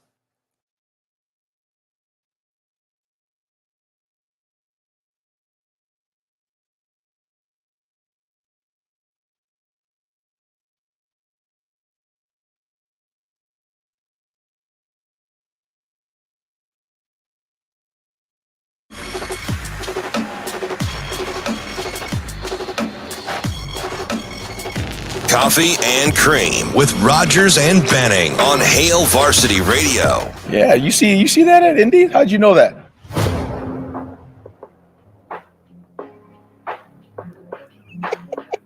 It's hard. It's just hard doing the little things, isn't it? I just ask just for a couple things, man. You don't ask a lot. No. Fudge. HBO, man, help a brother out. Welcome back to Coffee and Cream. No, it's just called Max now. Man, we are live from H&H Studios. I won't get there in a bad humor, period. All right. And I hadn't talked to Mitch. Now, granted, Mitch hopefully listens to the show, so I think he knows. Well, he's a smart guy. He knows kind of how I feel about Tony White, but he certainly wouldn't appease me. No. Right? Like, he's plenty smart on his own and an independent thinker. Mm-hmm. But I'm glad he thinks that. But I'm going to make a case because I said this a month ago after his presser, and he just was on social media yesterday because they were spotlighting him being chosen in the draft, third round, by the Broncos, and it was Terrence Knighton, right? Pot roast. And I said something at the time, and I remember I got 2 DMs asking me if I was trying to stir the pot. Okay. Because casually I said, Knighton was speaking. It was his second to last time he addressed the media. And Knighton was speaking, and I said, man, that doesn't seem like a guy that they can keep long, which is why I think Mark Phillips, he has a GA helping him out that came over. That's really, really good too. Yeah. Because this was right after the coaches clinic. And we were having this segment about because Coop spoke right before that. So I was asking Knight, and I was like, hey, I love these fronts, but, how are you marrying coverages and who goes first, right? Because a lot of people want to play fronts, but they're not sure what to play behind it. And he was just joking with me because it's like the second question I asked or something. He's like, what position you coach again? And I go, well, I know, like, I'm supposed to be an offensive guy, and those guys don't know. They just got here. Yeah. But I coach defense for a living and have for a while. Yeah, double-digit years, right? So I guess I started listening, and then I was downstairs, and I listened to Coach White's segment, and I was like, gosh, I'd like to play that in the field, right? There's a lot of cool stuff. And I'm like, I just don't think that they can keep him very long. But he's a coach rule guy. He got him at Temple. Like, they go way back. So there is loyalty. Sure. And he doesn't need like a huge, like, I'm not in the guy's pocketbook or his bank account, but I don't think it would be about money. Probably not. With a lot of guys So maybe, but he will be highly, highly sought after. So if you don't give the MVP to Coach White, it certainly goes to Coach Knighton, because you don't get Wallen and Tagovailoa and AJ Rollins and those guys without being able to teach D-line. His clinic segment was so good. They were using clips, and I asked him a question, and he said, hey, it wasn't even D-line related. It was outside linebackers. And he's like, hey, it's a good job by, now granted, he's an all-pro. It was Burns, who just had surgery, by the way. Hopefully he'll be ready to go. He goes, hey, it's a good job by Burns not being influenced here. He's going to set the edge. And I asked, well, how do you know that that's not a reach block? Like, that's a tough read, because there was a lateral step, so he could be getting reached. Right. And he's like, no, he's like, what we do is, there's so much film study. This is a job. We know when they put a third string quarterback in to play tight end, this isn't run block.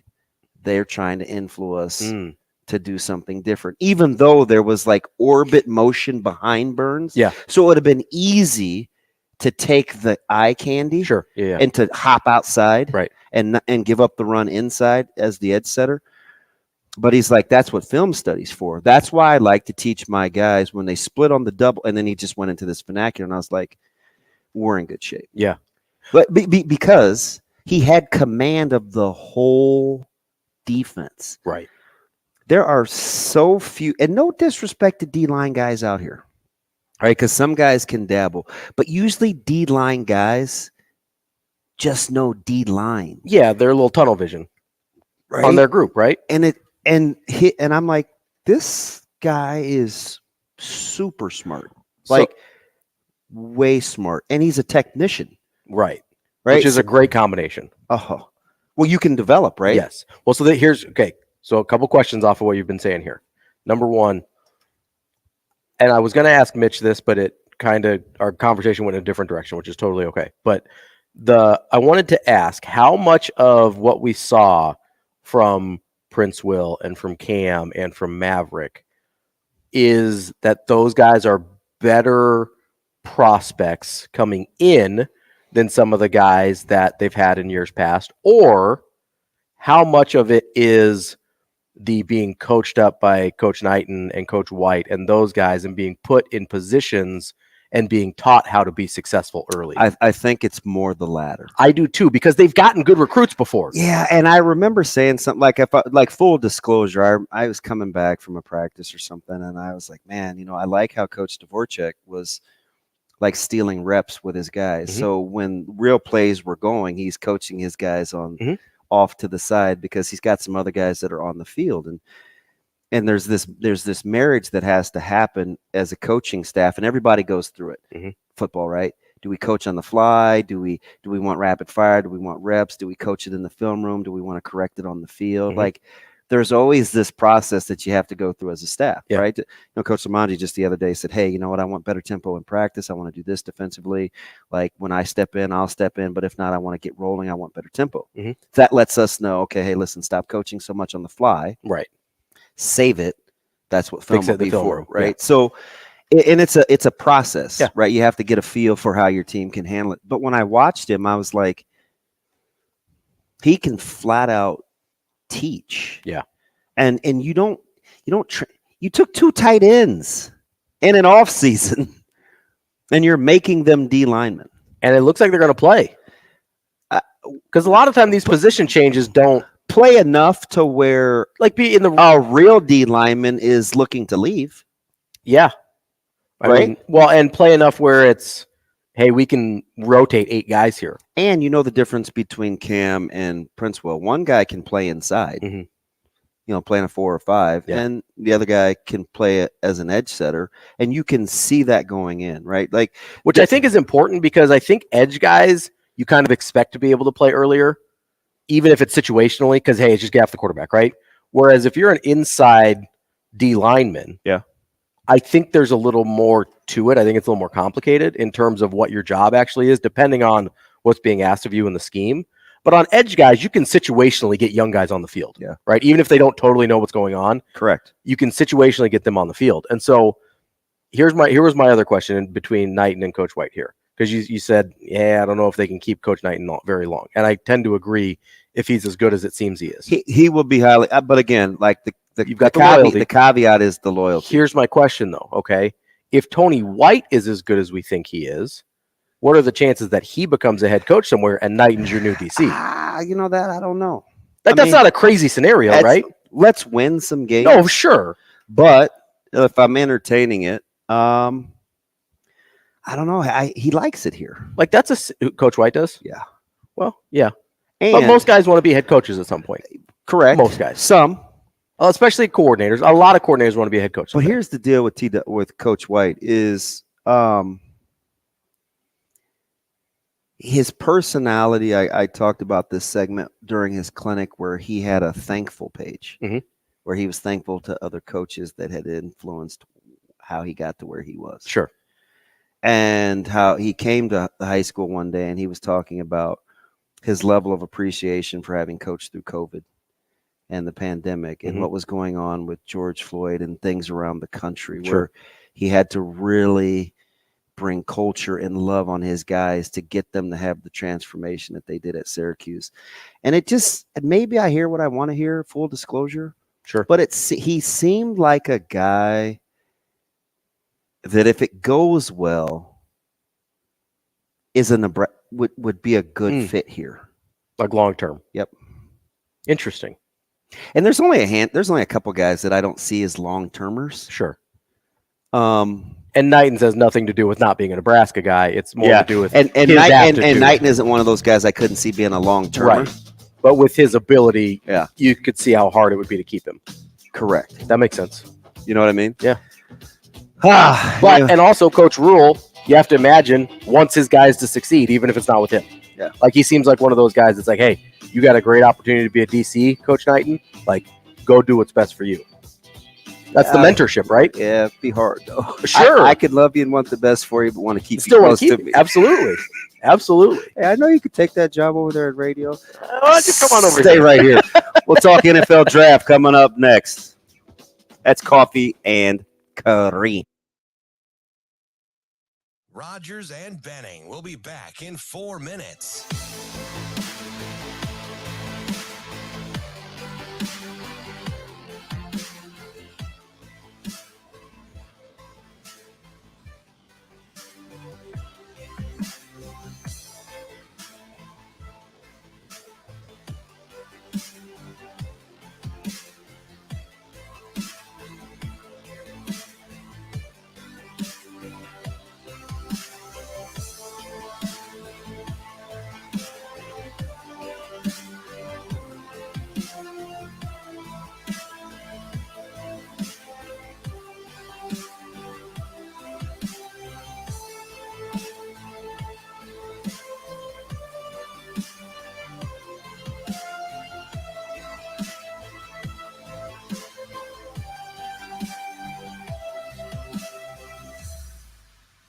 Rogers and Benning will be back in 3 minutes.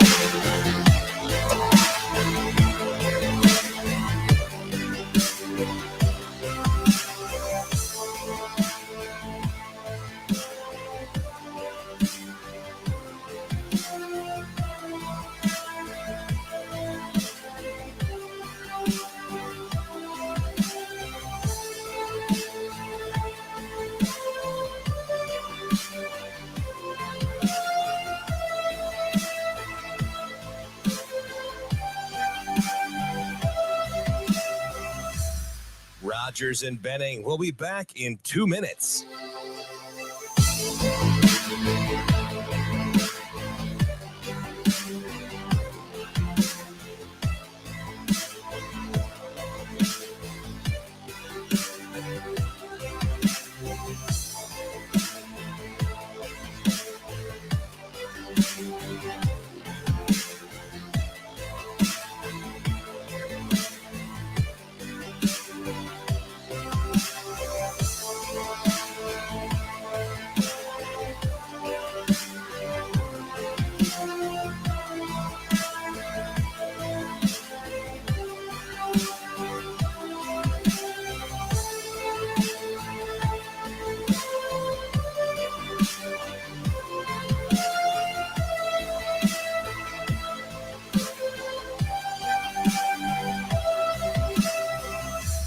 Rogers and Benning will be back in 1 minute.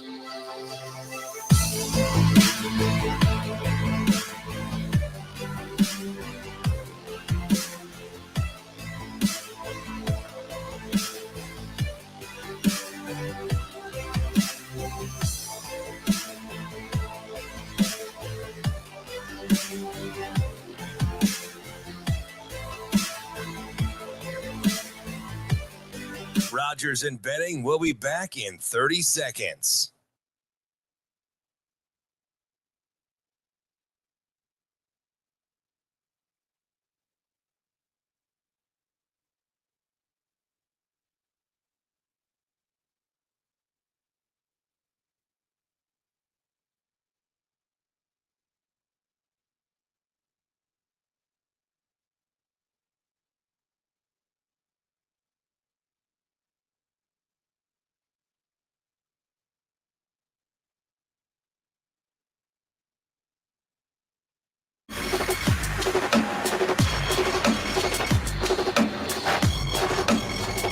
Coffee and Cream with Rogers and Benning on Hail Varsity Radio.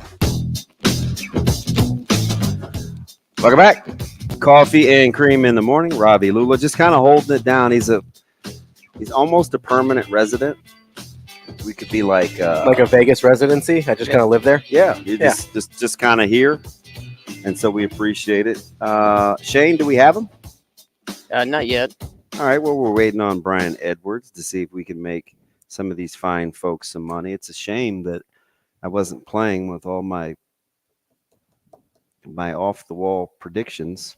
I know. A lot of good plus money the last couple of days. You could have made a little coin there. I'm just shooting the breeze, watching it go by. It's easy to talk when you don't have any skin in the game. It is. It's like, oh man, my record's great. It's like, well, put some money on it. See what the record is. But here's the thing though. A couple of those I was not afraid to go out on a limb on with the Panthers and the Kraken. Shane, are you worried about your Avs or no? No, I'm not worried. I have faith. You should be a little worried. I don't know, man. You should be a little. It's not like you didn't give up 15 shots in the first period last night. I was like, what? Well, it is a little worried. It is a different team than it was last year. I mean, because you could look at it this way. Your depth. Yeah. They've done this before, and Brian's just logging in now. He'll be here in a second. Okay. But they've done this before, but it is a different team that they've had last year. So can they do it? Yes. Will they do it? Probably not. Oh, Denny Downer. You're not vibing with your Lanch?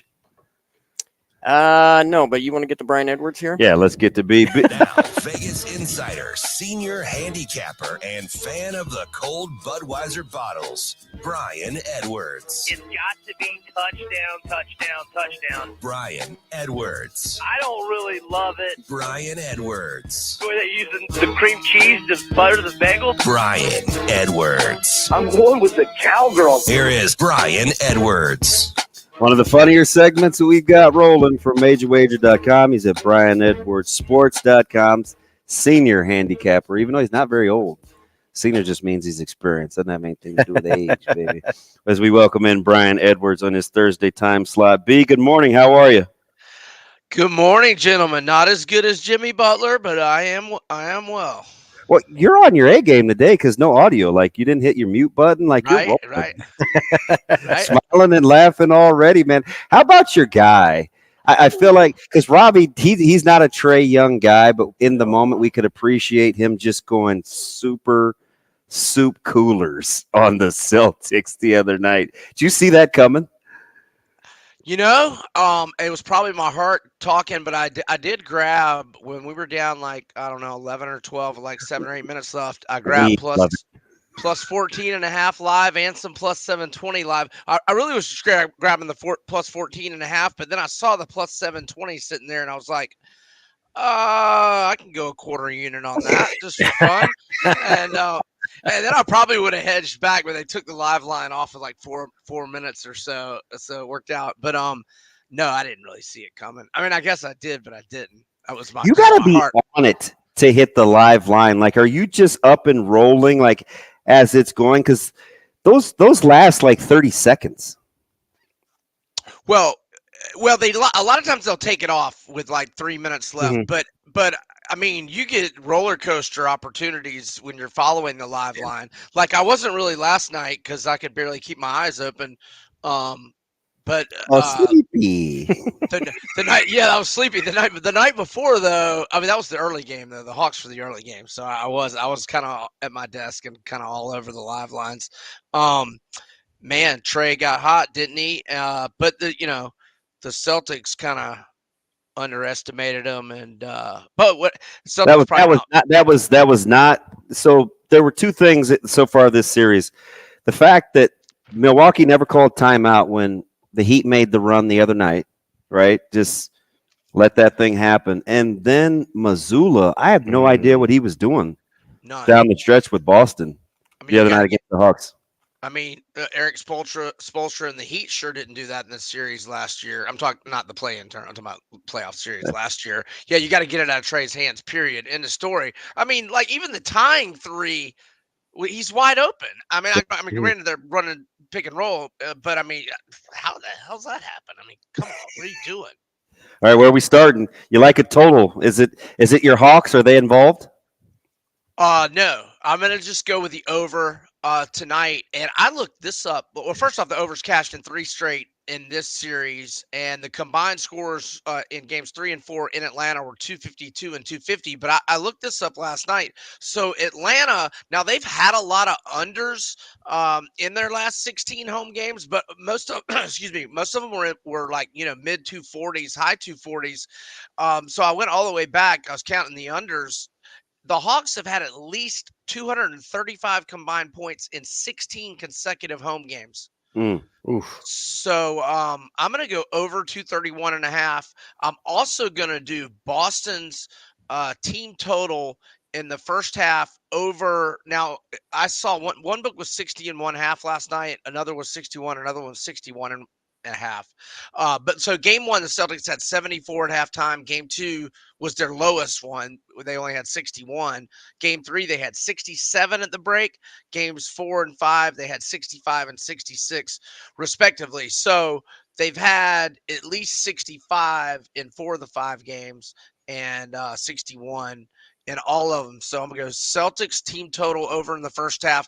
But my big one is really the over 232 or maybe 232.5 for the game. I like it over. And I'm not against the Celtics tonight. I mean, I hope I'm wrong. I hope my Hawks went outright, but the overs, those 2 overs are what I really like. B, do you have any hesitation when you're seeing these trends that lead you to believe, the over with 16 straight over that number for the Hawks, or the Celtics getting over the first half total number pretty much every game? Do you have any hesitation? It's like, hey, why are these numbers so low if the trends are telling me something else? I have hesitation when they really shift the spreads, but they're not really doing this here. And you know what? They didn't do it in the Milwaukee-Miami series, and I was late to the party, but I did have last night's over that was, an easy over. I mean, all those Miami-Milwaukee overs were in that, 16.5 now they finally got it up to like 219.5, 220 last night. But so looking at the totals so far on this series for Boston Atlanta, it's been 232, 230.5, 229, 231, 231.5, and 230.5. So tonight 232, that is tied for the highest, but that was game 1. But they haven't been varying them very much. And then another one, I wasn't late to the party on this one for Knicks Heat. I was on that under. I think I got 3 of them, and they hit all 5. Now last night was super duper lucky. I don't know if y'all were cognizant of it, but that when they ran the clock out the last 2 possessions, it was at 2:01, and I had under 202.5, and it was trending over the whole game. That's that one was why everybody raises their eyebrows sometimes. It's like, I looked at the Nuggets T-Wolves going over the other night. I still don't know how that happened either, but it's neither here nor there. This line scares me, especially as a Lakers fan. It doesn't seem like near enough. It's light, and they're begging you to take the Lakers. This has Memphis written all over it. Just 4.5 tomorrow night. What do you like? I like the Grizzlies, and I got plus 170 on the money line. Also, I just think, I don't doubt LeBron. I mean, I know he can find that second win, but and I know last night was kind of a throwaway game, but they're going to get some young boys, and I think LA's a little tired. But look, Desmond Bane and Jaren Jackson and John Moran are playing really, really, really good. And I think when we were talking last week, I was skeptical, or I know I was, that Ja was going to be healthy at all in this series. And I'll be dang if he wasn't. That game 3, he I know it was kind of late and they were rallying, but he had a monster game and he looks just fine. That hand, and that was an awful fall, but he looks fine. I think the Grizz, I think we're going back to Memphis. I know Damon don't want to hear that, and I could certainly be wrong. We'll see, but I like the Grizzlies a lot. Another Friday night NBA action. Kings are +7 at Golden State. Where are you at on that one? Golden State obviously plays way better at home, but they did get the road win last night. How are you feeling about that +7? I'm leaning Sacramento, but I haven't done anything on it yet. I see DraftKings has moved to 7.5. See, that's what I want to see. You're waiting for it? I'd like to get to 8. I don't know that it will. But I'm also thinking about the over maybe too. Fox still had a pretty good offense. I mean, he didn't have a monster offensive night, but he was still pretty effective. I think we know we're going to get the pace. So I'm kind of leaning Sacramento in the over, but I haven't played either yet. I've only played those 3 we talked about, or those 2 Boston Atlanta totals, and Memphis. And what do y'all think on Miami, New York, man? I see the 4 or 4.5. It's kind of hard to go against either of those teams right now. I kind of like the Knicks. Really? Yeah, I do. I think at some point the Heat have to fatigue, and the Knicks have more depth. Yeah. What do we don't know anything about? So it's not till Sunday, right? So we don't really know about Randall yet. I think you know what, and they played without him. I mean, I'm thinking the same thing, Damon. They might be just fine without him. They go 9 deep anyway, so it should be interesting. But you got an NFL prop tonight, and I'm shocked. It involves a Gator. Where are we with Richardson? I think he's going to go under 4.5. I think he's going to go 4th. So you should be able to get plus 200 or better, but these odds are shifting crazily every day. So I haven't seen it yet this morning, but I think he goes. So if you get under 4.5 or under 5 at plus money, I like Richardson. Going early. There we go. Rolling the dice. Chomp on. B, we'll talk to you next week, man. Appreciate it. My Gators are 0 for life against Damon. Appreciate it. Good saying. Thanks, B. We'll talk soon. Coming up on Coffee and Cream, Michael Bruntz.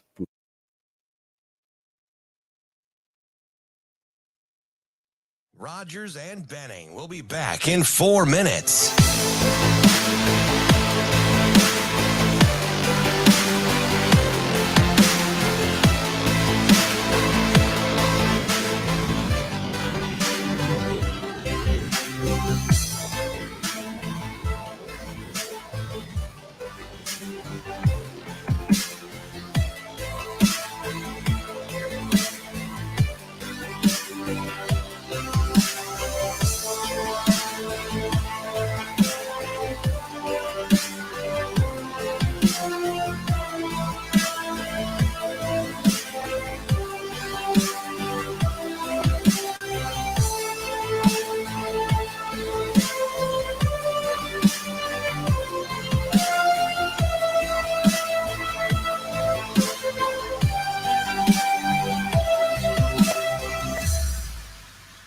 Rogers and Benning will be back in 3 minutes.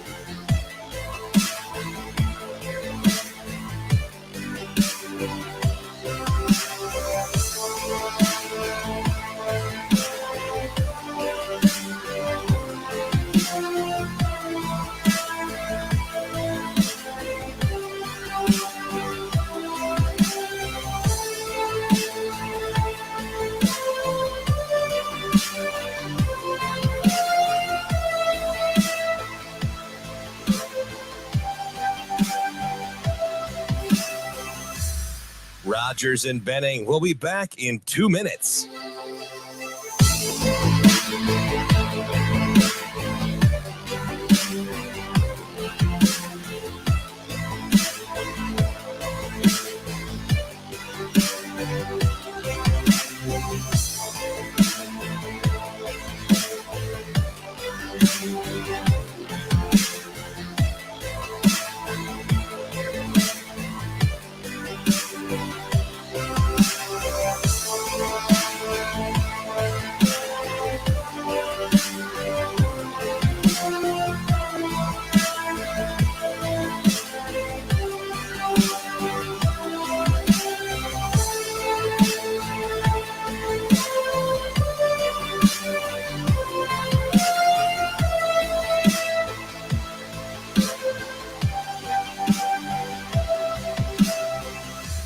Rogers and Benning will be back in 1 minute.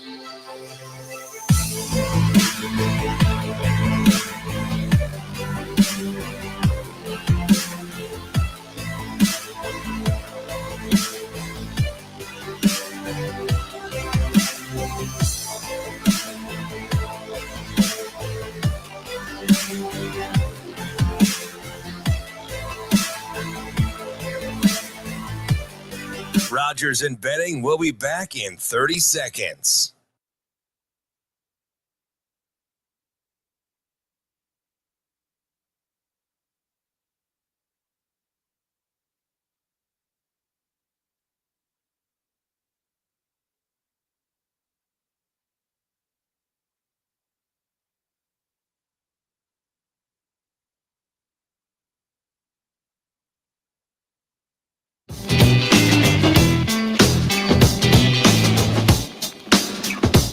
Coffee and Cream with Rogers and Benning on Hail Varsity Radio. 1-0 pitch. Drilled to left field. Going back is Cam Frederick, looking up, and it is gone. Matthews drives it out of here. 15th home run of the year, and the Huskers extend the lead to 6-2. Oh, a little positivity. Coming in, last hour of Coffee and Cream in the morning. Welcome, KFOR in Lincoln. We're glad to have you. Live from H&H Chevrolet Studios. Ravi Lulla filling in for Andrew Rogers, who is in Kansas City, one of 300K. Wow, way to oversell that thing. As we welcome in the senior writer for Nebraska football, for Nebraska baseball and football, and the human jinx, one Michael Bruntz. Bruntsy, good morning. How are you? Not bad. What's up, guys? We're gonna stop talking to you after midweek losses, okay? Because I feel a lot like in my former life when I used to do reaction shows. It was always after an L, and I was like, you know what? We just got to stop having me do these. But Brunsey, so help me here, because I was trying to tell this to Ravi. This is before it got out of hand for Nebraska, and I wasn't covering for them. I just was simply saying South Dakota State was on a heater. Mashes a little bit. Right? Yeah. 30 home runs and 10 games, and they added to it last night in 11. They had won 10 in a row, and they could hit the baseball. I didn't see it coming from the mound, but they did sweep Omaha, and they were pretty competitive against Iowa, and Nebraska wasn't. That still wasn't expected, though, right? Is that just what was I doing with that? Was that wishful thinking? Was I couching? What was I doing? Oh, I don't know. I mean, I think when I drove to the ballpark last night, I was expecting kind of a midweek game where you got a high score, probably going to see a lot of pitchers, and that's definitely not what we got. I mean, South Dakota State, I mean, they were ready to hit, and that's what they do. I mean, they've got a catcher batting leadoff that hit his 17th home run last night. He's hitting over 400. I mean, they can hit it a little bit. And, you know, the thing that was not expected in my mind, and especially coming off of that Tuesday night game against Omaha, was, you know, South Dakota State's throwing a freshman pitcher with not great numbers. And I think I looked up, and I think he had 23 pitches through almost 3 innings. Yep. I think Nebraska's lineup did South Dakota State a lot of favors in that game. Nebraska's lineup didn't strike out till I think the 6th inning, and a lot of that was just because you don't strike out when you're swinging at the first and second pitches and the at bat. I mean, it was just the approach wasn't good. You know, Will Bolt was having to get the team together in the dugout in the first inning. So that's what happened, and that's what gets you beat in midweeks if you're not focused and ready to play. And I don't think that Nebraska was last night, and it's, you know, a little bit of a head scratcher, and it's happened this season, you know, multiple times where coming off of a good game, you just get an absolute dud, and that's what last night was. Bruntz, so the conversation Damon and I were having last night while we were watching this game was, it felt like to me people were kind of trying to talk themselves into this team as a potential at-large regional team. And even before the Iowa series, they're plus 100 in the RPI. I didn't know if they had enough strength of schedule left out there to get into a spot they needed to. Were people kind of fooling themselves is probably too aggressive, but am I being overly pessimistic about what this team is and was, or did it just kind of take a wrong turn and now they're out of it? Well, they haven't had a road to an at-large bid for weeks. I mean, that's not – last night is – you don't want to say it doesn't matter, but the road forward for Nebraska baseball was not going to change based on last night or – I mean, even the Iowa series, I mean, they were going to have to sweep that probably and go to Maryland to sweep it too to even have a chance. I mean, that's just that's the rub on RPI is if your strength of schedule is not good, and for Northern teams, if the teams that you play those first 3 weeks of the season don't hold up their end of it the rest of the year, it's tough. And, you know, strength of schedule is such a big component of it. And you look at where Nebraska is right now. I mean, I think they're last I checked, like in the 170s, something like that. I mean, it's not great. So the road forward for them has been Big Ten tournament. You got to go there and win it. And I think, you know, that's become more clear with getting swept at Iowa and you know, just the inconsistencies in the midweek. So, that's the roadmap. They've got to be ready to go in Omaha. They got to get to Omaha first. But yeah, I mean, this team's a little bit hard to wrap your arms around because you look at the numbers, and this is a team that should probably, you know, have a better record than they do. You know, they're a pretty balanced team. They field the ball relatively well. The pitching isn't as bad as I think a lot of people think it is. And that's just kind of been the tough part this season is just, you know, what the win-loss record is not matched up with what the statistics say it should be. Yeah, it's interesting, and I know he had the gaudy ERA last night at 18, but Brockett came in. He was low threes. I think he's a 29 to 6, 16, 18 strikes to walkouts. You'd like to see that, or strikeouts to walks. You'd like to see that come down. I made the case to you a couple weeks ago, and I can't remember where you came out on it. On paper, it looks like a good team. And I said, situationally, I'm just not sure how clutch they are. is the guys that they leave on base and inability to break innings open. We heard Coach Bolt last night, runners on first and third, one out. You get a lousy at bat. You don't get a productive out. Is clutch too strong of a word, or situationally, they just seem to not be able to come through? Yeah, well, when you kind of dig into the numbers, the average with runners in scoring position does not line up with the number of guys they're getting on base. I mean, like, they get traffic on base. I think, what's hurt them at times is you don't have the productive outs. If you're able to get a guy on early in the inning, it seems like it's a little bit of a struggle to get him around and score if you're not getting an extra base hit or something like that. So yeah, that's kind of been, as good as Max and Bryce have been this year, the ability to kind of take a 1 or 2 run inning and turn it into a 4 or 5 run inning just hasn't been there a lot. And yeah, I mean, I think you're right, Damon, that, situationally they've been hit or miss, and definitely, the runners in scoring position and kind of cashing in on opportunities hasn't been consistent enough either. So I don't know how you fix that at this point. You kind of are who you are, but I mean, that's something that when you really kind of start digging into numbers, those disparities kind of stand out a little bit more, I think. Yes, because for Nebraska to leave 12 on base last night, which seemed like a lot, and I think they had 6 or 7 consecutive innings where they had a runner on in the inning.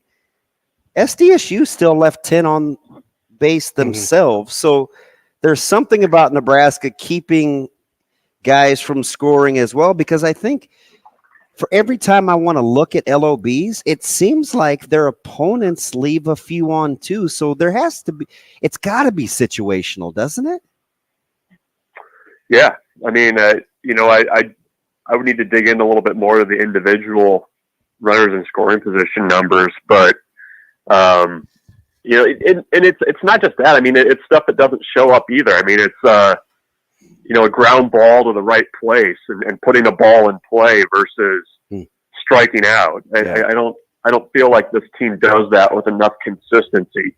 And I felt like, especially early in the year, that was the case where it's like, okay, you just need a ground ball somewhere, and you get a couple guys striking out, or the at-bats aren't good enough, and that's hurt them at times. I mean, I can think back to a couple losses that they had early in the year where it was like if you just had guys make contact a couple times, that the score probably looks a little bit different.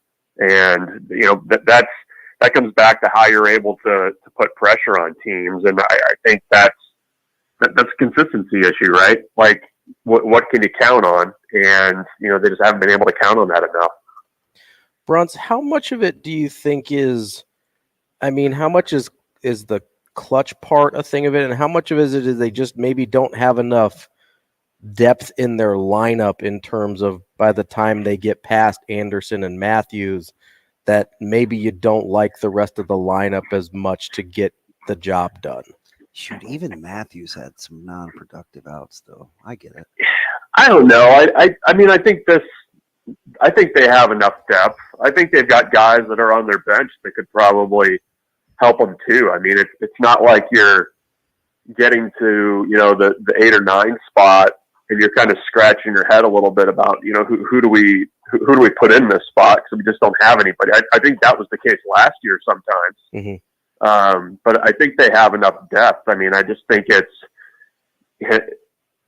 think guys have kind of taken their turns a little bit and just not taking a single or working a walk and just kind of keeping the line moving. You just have not seen enough of that this year. I think there's some guys that do it very well. I mean, I think, Ben Columbus has had some decent at-bats lately.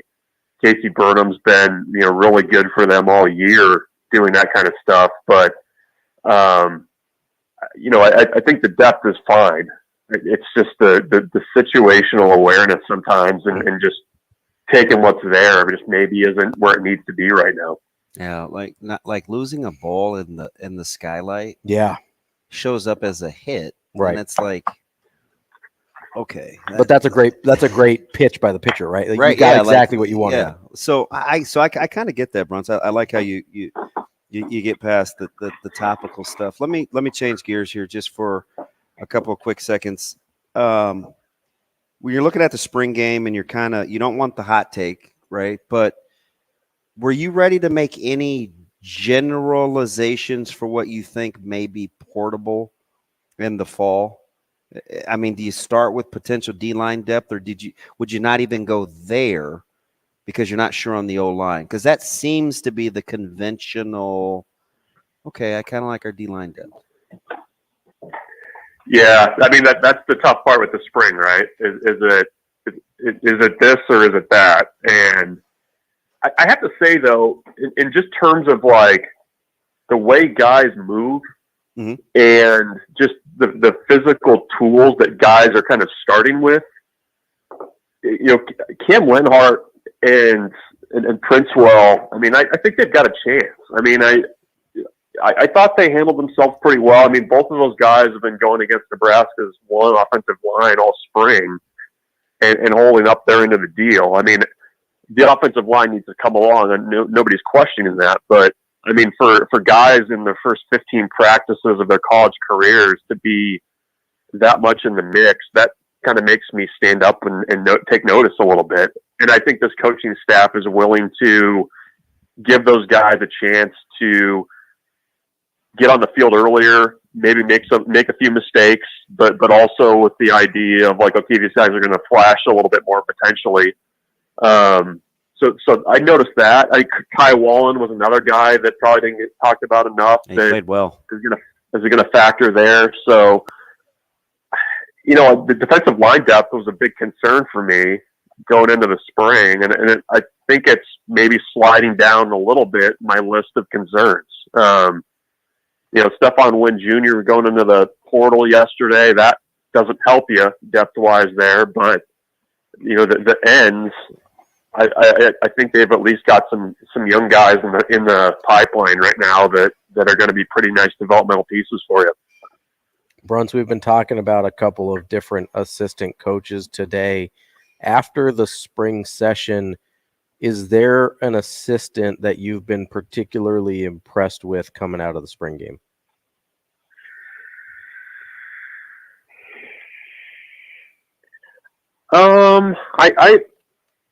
Rob Dvoracek's a guy that doesn't get talked about a ton. Yeah, agree.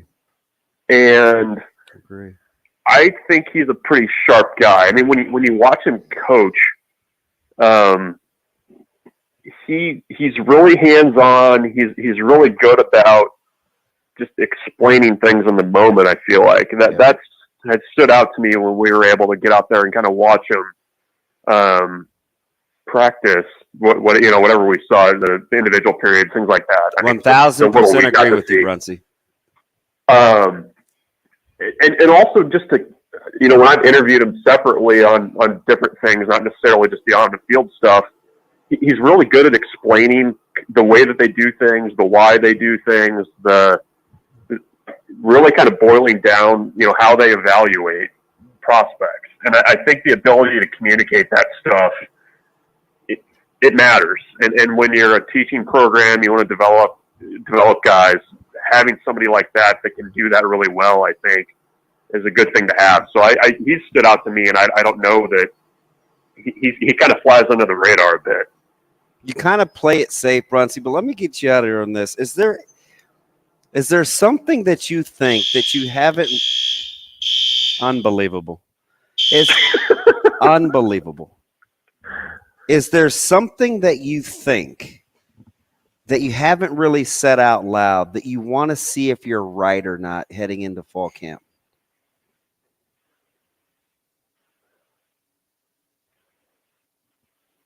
I want to see if the offensive line kind of progression is correct. I mean, like, is this a group that with the second year of an same offensive line coach, new system, offensive coaches who have all coached offensive line, can they be better? I think they can. And that's not a huge limb I'm going out on, but I feel like that group will benefit greatly from an offensive coordinator that's coached offensive line, a head coach that dedicates a lot of time, effort, and attention to that group.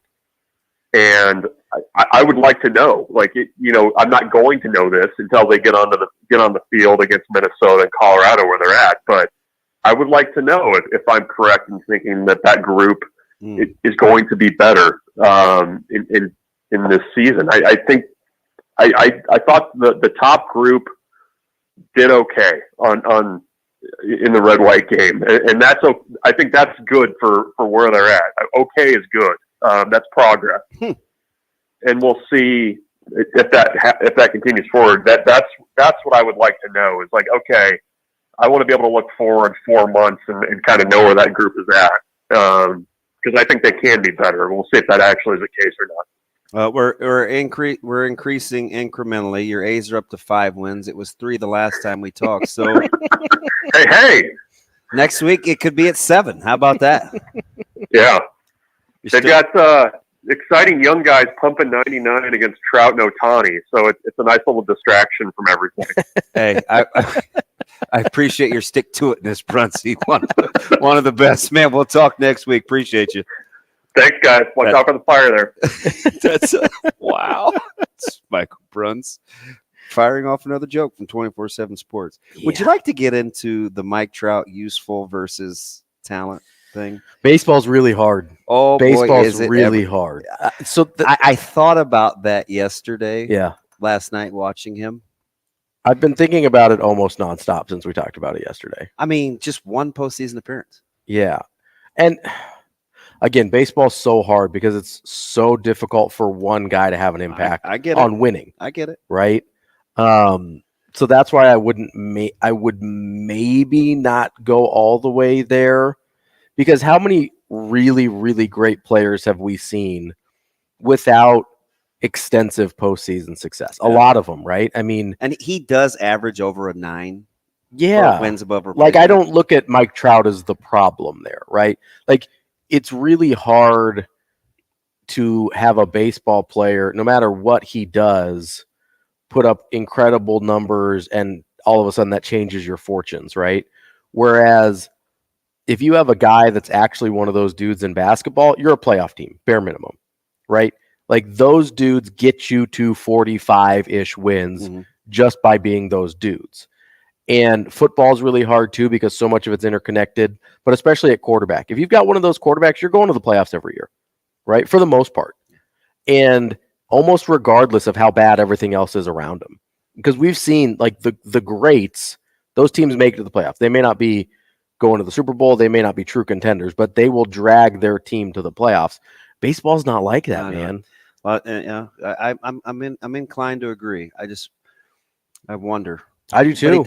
But that's why they have wins above replacement in baseball. Yeah, to kind of differentiate. But even the best guys, right? So are worth what, 9-10 wins a year? Yeah, that's less than 10% of your games when you play 160. You know what I mean? Yeah. Like, it's really hard for one guy to impact winning in baseball. So I think there's only 4 or 5 guys ahead of Trout actively playing with a better WAR. Yeah, yeah, and so to me, that's an organizational failure with the Angels, not a Trout failure or an Ohtani failure, is they just haven't been able to put it together. Since we're going to preview the draft here coming up before our Sports Six-Pack, let's get to Michigan Lance. Michigan Lance, good morning, man. What's up? Hey, what's up, boys? How you doing this morning? Trying to make it. Man, that NFC North, man. Hey, BB, that was the hot take you said about old Kirk Cousins, him being the best in the division. Well, he is, isn't he? Well, yeah, I'm being sarcastic. Oh. Yeah, that's Captain Obvious. No, but here's the thing, though.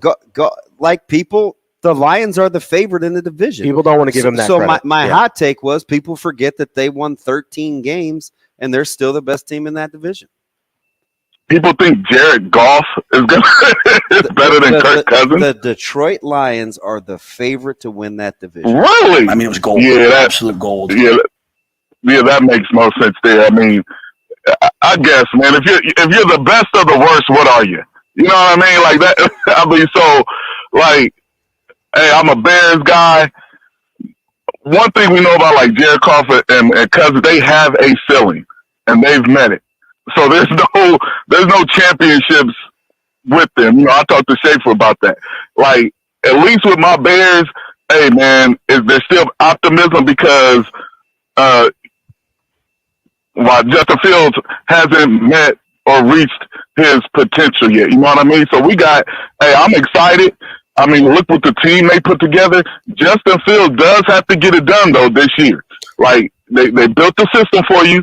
They got you weapons last year. You know what I mean? They built the system for you last season, and then they got you weapons in the off season. Mm-hmm. So this is the year, you got to take it to the next level and become the top of, if not the top of the division. Not saying you got to be the top, but you should be making the playoffs in year 2 in a system that is built for you and a team organization that is trying to win right now. What I mean? Like, what do you want the Bears to do? I want them to make the playoffs. Well, I want them to make the playoffs. I'm talking about at 9. You want them to trade out? You want to, what do you want them? You know what? I wouldn't mind trading out. Because do you really believe like there's are you happy about offensive linemen in this draft? I would like to get a lineman. If they get Zigbo, Jackson Zigbo, am I saying his name right? Smith-Njigba, sorry. You already traded out of the 1. I mean, right. Hey, I wouldn't mind trading out of a 9 again because this draft. But hey, I want to take a quality pick. Whether it's an offensive lineman, hopefully, or if Jalen Carter falls to that, we'll take that. Right now, right now, the Bears have been making great moves this offseason, making moves like Michigan did years ago. And like, hey, man, I'm excited about what's going on. I trust what's happening right now in the offseason. This is the most trust I have in the organization ever. You know what I mean? Like Harris Johnson, left tackle. Hey, Michigan fans, appreciate you coming up. It's the Sports Six Pack. Hey, thank you, guys.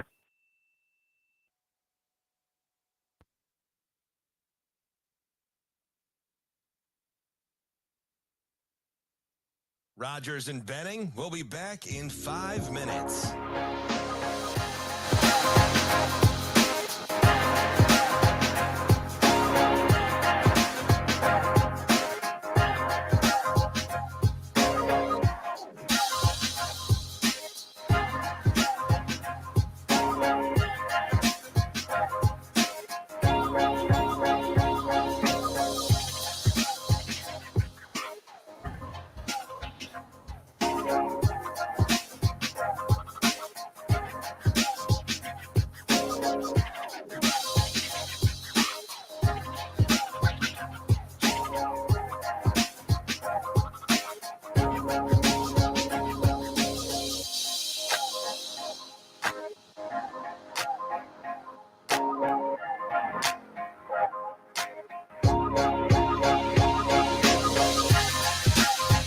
Rogers and Benning will be back in 4 minutes.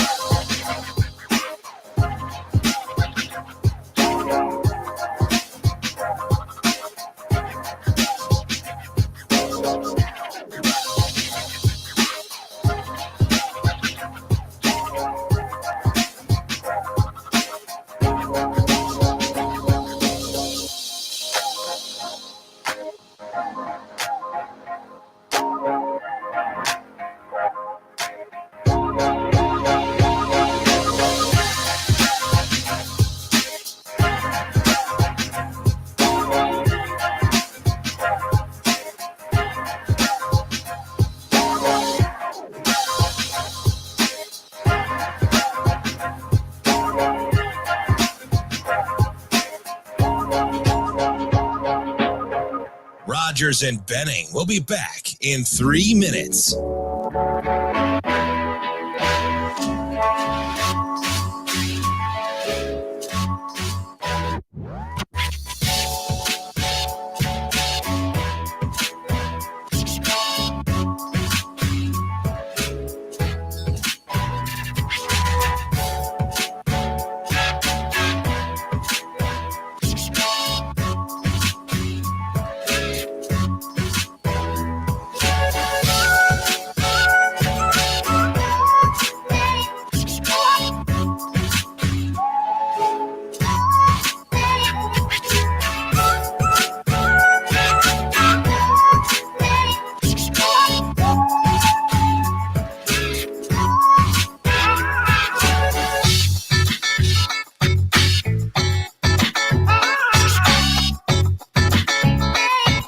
Rogers and Benning will be back in 2 minutes.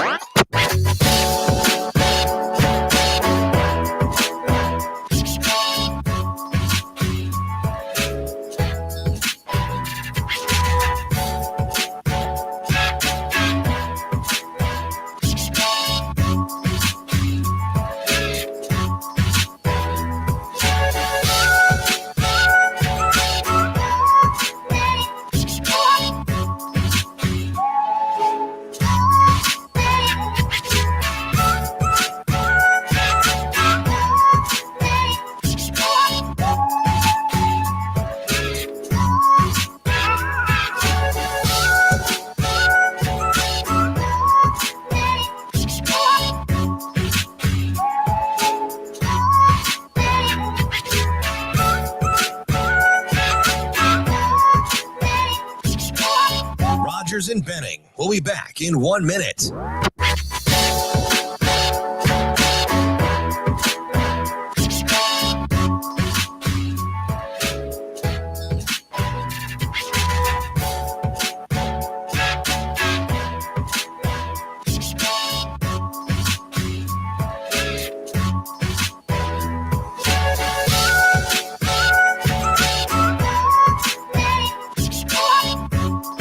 Rogers and Benning will be back in 30 seconds.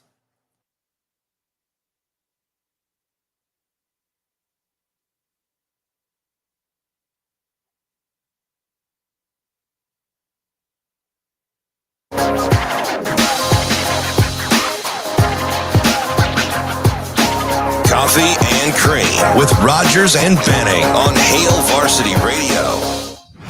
Time now for the Sports Six-Pack on Coffee and Cream with Andrew Rogers and Damon Benning. Presented by Zipline Brewing Company, makers of Dear Old Nebraska Brew, the official beer of Nebraska alumni. Yeah, that's right. Dear Old Nebraska U. That is the beer from Zipline where we were down in Lincoln watching state basketball. Mm-hmm. Didn't have a great result, and one of the guys, Mr. Tomasic, said, "Yeah, parked by old Hopcat," and said, "I just want a beer." So I wasn't thinking because I don't know anything about beer, and I was like, "Yeah, can I get my guy Bud Light?" Right? They didn't say anything; just gave me the beer. He's like, "This is really good. I don't think this is Bud Light." So I asked what it was. That was Dear Old Nebraska U. There you go. So it's extremely versatile. So we appreciate Zipline. Thank you very much, Dear Old Nebraska U. And it's my alma mater, so I appreciate that. Shane, just like my man in the bathroom this morning, let her rip. Question number 1. Could you believe that in public? No. Like, bro, what are you doing? What do you got? Wow. Yeah, I was mortified. It's pretty mortified. And he was on the phone. Have you changed your mind on GS and the Lakers yet? Change my mind on who I think I trust more. We both like the Lakers. I still don't trust Golden State. This is more about Golden State than it is the Lakers for me in terms of not trusting them. And the disparity of them on the road versus at home is so bad. But you just won on the road. Oh, yeah, they won 11 times. I think that begged the question. Okay, so they have to win at least one on the road in every series. But that's assuming they go undefeated at home, which isn't going to happen. Well, they were pretty good at home. Yeah, but they weren't undefeated good at home. Yeah, but you didn't have Wiggins. For part of it, yeah, I understand that. You're also playing much better teams. Don't you think Memphis is going to beat Los Angeles tomorrow? I still think LA gets out of the first round. Now, my concern with LA is they're putting a lot of minutes on their guys. Like AD and LeBron are logging heavy minutes early. It just looks like that because of AD's red shoes. It's not that many minutes. He just looks like he's laboring. I'm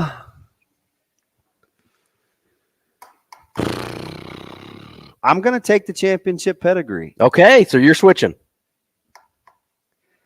At this particular juncture, I feel better about Golden State than I do Los Angeles. Okay. I think honestly, part of it is I've seen too much from Golden State. Well, you think I haven't? No, I know. I just get emotional about it, dude. I just can't see these guys grimacing up and down the court, and their shot selection is horrible. Terrible. You're letting Desmond Bane put it on the deck. Really? Yeah. Like he's a musclehead. Bane was a DC character. Like you can't let him just get to the 10 on you. He's on that mask, that muscle juice. Yeah. If you can break Batman's back, you can get to the 10. Yeah. Wow. That's my favorite character, Shane. Question 2. Question number 2. Safest pick in the NFL draft. We were just kind of talking about this. We had just teased it a little bit. So it was kind of like this. It's a wrong question. Eric. Mine's going to be this is not an interesting answer, I don't think, for me. Mine is, I hope. I think it's Will Anderson. Can you believe he's kind of – so I keep hearing that Wilson may go at 2 now. From Texas Tech? Yeah. Yeah, that's crazy. That's nuts. We've been looking at Will Anderson for too long, and we're tired of looking at him. Like, they've been nitpicking at him for so long. Like, don't overthink this. I'm going with my guy. I've been riding with him since preseason last year. Who's that? I'm going with Bijan Robinson. Fair. That's the only other answer here. I think Bijan, in terms of safe. I think Bijan Robinson is the safest pick in the draft. I think it's Will Anderson, but I'm not going to argue with Bijan. I mean, I would probably say Will too, though. Yeah, those are the 1-2 in some order. Yeah, I think Bijan Robinson is amazing. Yeah, that's fair. That's the real man crush, not the one you teased me about earlier. Shano? There's no failure in sports. That's a lie. Question number 3. Which quarterback has the best pro career? This is tough. Because the guy whose talent I like the most is the guy I'm most concerned about getting injured. Wait, who? Bryce Young. Yeah. Because I don't believe for a second that man's 204 pounds. Or at least that he plays at 204 pounds. Listen, he's 5'10", 204, right? Yeah. I'm 5'9". I've walked around at 190. You look bigger than that at 190. Like, I don't believe for a second that man is 204 pounds. He looks like he's $170 soaking wet. The best pro career.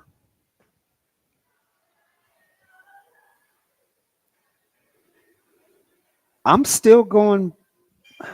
You asked me the same question last year. I'm Eric. still going Bryce Young. I am too, but I don't feel good.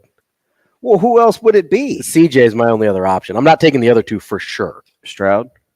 Do you believe in the acumen test? I don't know. It looked like he knew what he was doing at Ohio State. I get that they make a lot of people look like they know what they're doing, but well, he did play his best against the best teams. Yeah. So I'm not. I don't listen. Obviously, he doesn't take those tests well, and whatever. A lot of people are like that. That doesn't mean they're dumb. Doesn't mean they're not. It just means that's not how they think. That's not how they operate. Can you have half cultural bias? I do. Mom's from Iowa. I'm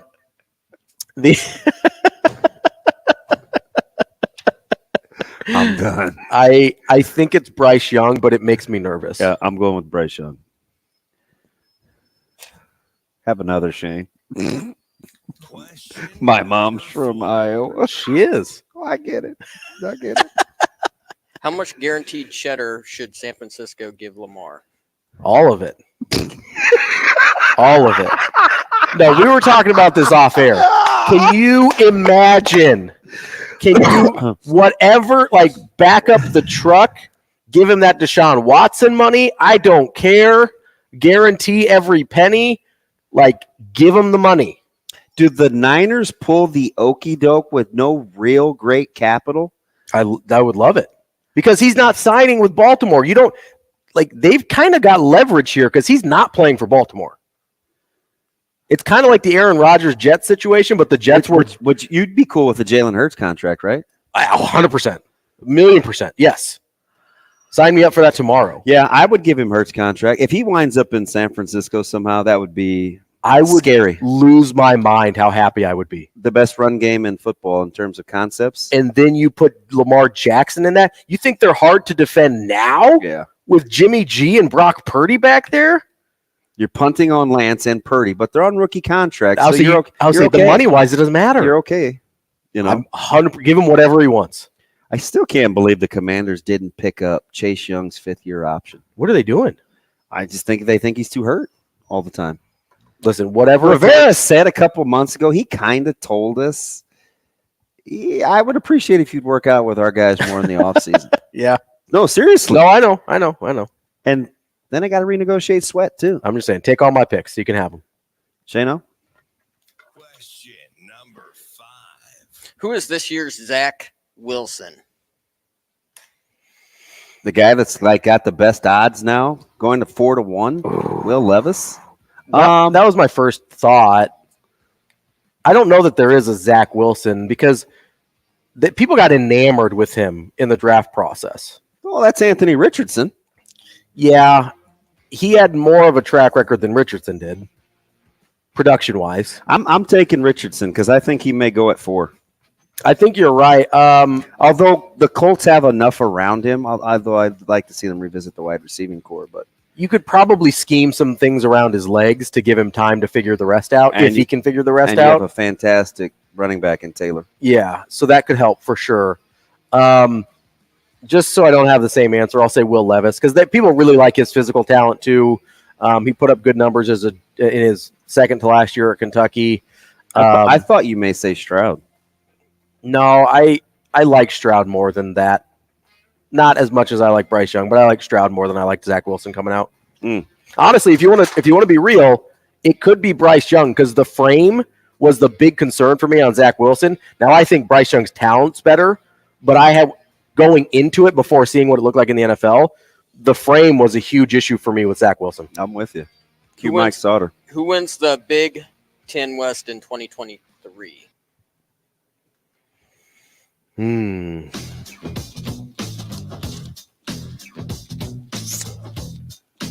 I mean, I'd probably go safe here and say, I don't know what the safe answer is, actually. I kind of lean Iowa. I kind of lean Wisconsin. See, that's what I was debating between. But I think it might take a year with Wisconsin if they don't figure out the quarterback spot. I'll go Wisconsin. Yeah, that's fair. You taking Iowa? Yeah. Coming up, we'll talk more NFL draft with Justen Gammel. Up next on Coffee and Cream. Rogers and Benning will be back in 4 minutes.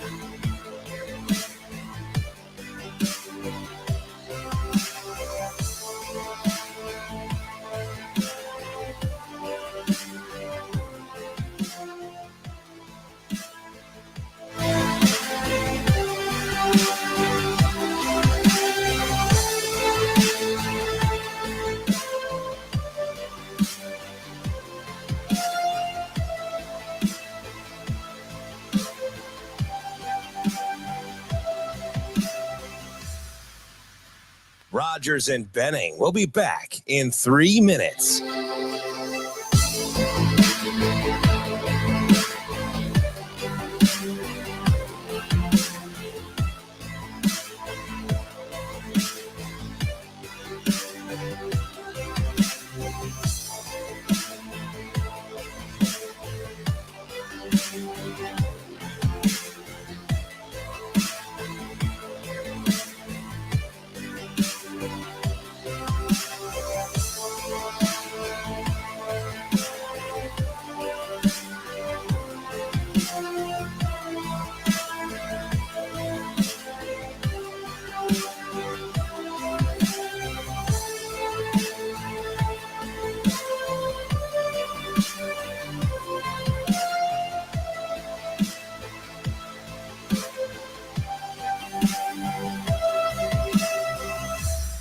Rogers and Benning will be back in 2 minutes.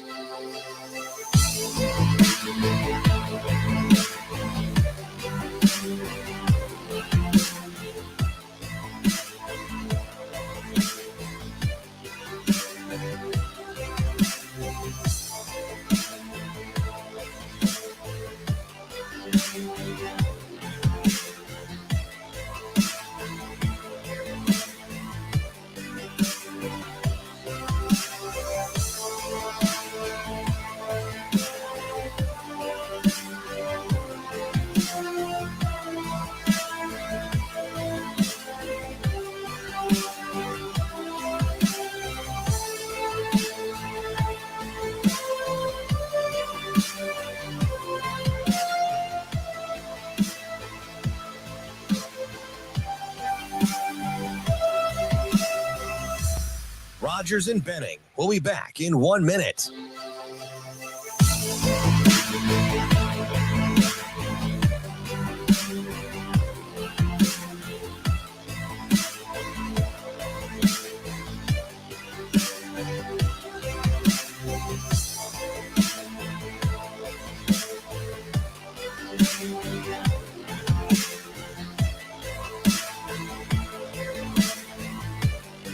Rogers and Benning will be back in 30 seconds.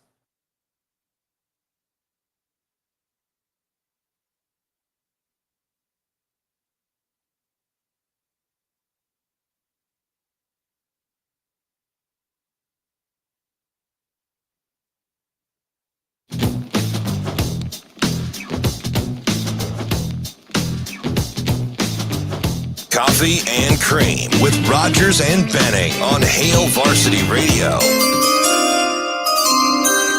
I think he'll be the first off the board. He's an outstanding prospect. Tackle-breaking machine. Sometimes bigger is better. It gives your team some juice. And there is the reaction. What a dream. With the first pick in the NFL draft.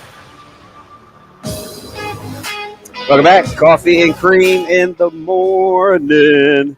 Still live from the H&H Chevrolet studio. Despite the fire alarms, we're okay. We're okay. We didn't actually burn the place down. Yeah, Ravi, Lulla holding it down all week, basically. Well, yeah, one more day. Andrew Rogers is actually in Kansas City at the draft, and we'll talk to him tomorrow. But we get one of the good ones for a multitude of reasons. Number one, he likes to talk about hockey. He tweets about hockey. Number two, he's very good with the NFL draft as we welcome in Justen Gammel joining us. Justen, good morning. Welcome to Coffee and Cream. Good morning, boys. Thanks for having me on. Hey, so a Colorado guy, man. So is our producer. I called my shot with the Kraken last night. Are you nervous? Am I nervous? Are you nervous? No, going into the series, I kind of had a feeling the Avs wouldn't get out of this round one. With the Kraken being so deep and such a hungry team, and the Avs being without Landeskog and just having some depth issues. So I honestly did not see this being the year for them. So it's with me. There's like these telltale signs. I was texting Ravi last night. I hate to steal your time talking about hockey, but the 15 shots in the first. And I'm a Pens fan, so I've got no skin in the game. But I picked the Oilers to win. Anyway, so I'm cheering for as many upsets as possible. But the 15 shots in the first period and not being able to match their energy, you don't think it's fatigue, do you? I really don't. I think just having the year that they did where they were never healthy together, then they kind of wasted all their, I don't know, wasted is the word, but they used so much energy in that playoff push and getting themselves back into contention and winning the division. It almost felt like they exhausted everything they had just in the regular season trying to get where they currently are. And now they're facing a young, hungry team that has three really good lines. I think the Avs are just in over their heads this year. Yeah, Grubauer's playing at a high level. All right, let's talk draft. So one of our 6-pack of questions that we got was the safest pick in the draft. And Ravi's answer, he's actually maybe falling a little, especially if you believe the Wilson to Houston deal. But he went with Will Anderson Jr. I went with Bijan Robinson. Are we playing it safe, or do you think something different? No, I think those are solid picks. I mean, Bijan is one of the best running backs we've seen in recent memory. It's just as far as such a well-rounded game, there's not much you can point at to say this is why he couldn't succeed. I mean, no matter where he goes, he's going to be a baller. And Will Anderson Jr., he might not have elite athleticism like we've seen from recent, top edge prospects, but he's a freaky football player. He does everything well. He's got long arms. He's got upper and lower body strength. He's a savvy player. I think he might not end up exploding onto the scene like a Myles Garrett or one of the Bosa brothers, but he's going to be a solid player. I think another guy who is very safe this year, probably doesn't have the highest ceiling as far as receivers we've seen in recent memory that'll go in round one, but Jackson Smith and Jigba from Ohio State. I think he came in at like 6 foot, 205. He played pretty much only in the slot at Ohio State, but I mean, the guy, he understands separation. He wins with subtle movements. He's got good hands. He's got good lower body explosion. So he really excels laterally. And I think he's not going to maybe be a wide receiver one. He's not going to win on the outside, but he's going to be a very Cooper Kupp type of player where you get him in there and he immediately can kind of carry the passing game from, inside, whether that be the slot or whatever. But he's just a savvy, very natural receiver who can handle being a volume catcher. Justen, what position group do you think is particularly strong in this draft? Because I know some people like the quarterbacks, but there's not a no-brainer in terms of like a Trevor Lawrence or an Andrew Luck. Seems like the offensive tackle class is not as strong as it's been in years past. Although you could get 4 or 5 in the top 17. True. Which is there a position group you think is particularly strong in this draft class? I think if you're a team looking for cornerback, you got it made this year, because there is probably 6 to 7 guys that I could say could easily be drafted in round one. And there's so many different types of them. The smaller speed guys, the bigger press corners, some of the cover, or some of the zone players. This is a deep corner class. So I think if you do need one this year, it's a good thing. So I don't love the style matchup, but I know the Steelers like Banks. They're not going to get Spoon or my man out of Oregon. Do you think the Steelers go DB or do they go O-line? I think if you have a DB sitting there staring at you in the face that you have a round one grade on this year, I think you take him. I think, for my money, Banks might be the best corner in this class. I think he just was kind of an unfinished product of Maryland, but the size, the speed, the dynamic athleticism that he possesses, I don't think you're going to do better, especially where the Steelers are. So I think they should take him. Go look at the game he had against Marvin Harrison Jr. against Ohio State. I mean, he was in his hip pocket the entire game, just bugging the crap out of him. He has, like I said, he has the size and speed to pretty much do anything and hang with any type of receiver. The O-line class is a little shaky. The top guys are not finished products. And O-line is just a tough position to gamble on, so I don't know if I would go that route. If Banks is there for the Steelers, I think that's my pick. Justen, obviously one of the most talented guys in the draft is Jalen Carter out of Georgia, but he's had some off-the-field issues that are probably going to impact where he gets picked. Where are your thoughts at in terms of who finally goes ahead and makes the call to draft Jalen Carter? Because it probably would have been much earlier pre-combine. If I'm going to be completely honest with you guys, everything I've heard from any of the circles I'm involved in, I don't think he falls past 5. I still think he goes to Seattle. I agree. This is such a weak defensive tackle class that if you pass on him, you're getting a significantly less talented player later. So I think someone's just going to roll the dice with him and hope they can get him in their building and kind of coach him up and get his head on right. Hey, so are we looking at I'm so skeptical because of the bust rate. Are we looking at closer to a 2011 draft class with Ponder and Locker and guys trading up? Or do you like this class better than the trepidation that appears to be happening late? I think the one thing that'll change, that'll make this class more, let's see, how do I word this? Let's just say this. The NFL has changed to where some of these guys that in 2011 may have been misused or misunderstood. Nowadays, we kind of have more, we have the recipes and the playbooks to make these guys work. So Anthony Richardson won't go to a team that pigeonholes him and just says, you're a pocket passer. They're going to use his mobility and his size and the ability to get him on the run and they're going to probably do a better job of making him work versus 15 years ago or whatever, how many years ago, where they might not understand what to do with him. And Will Levis, probably same thing. He has his flaws, but I think hopefully the team that drafts him understands that he has done a lot of NFL-style things. He's been under center. He's worked NFL concepts.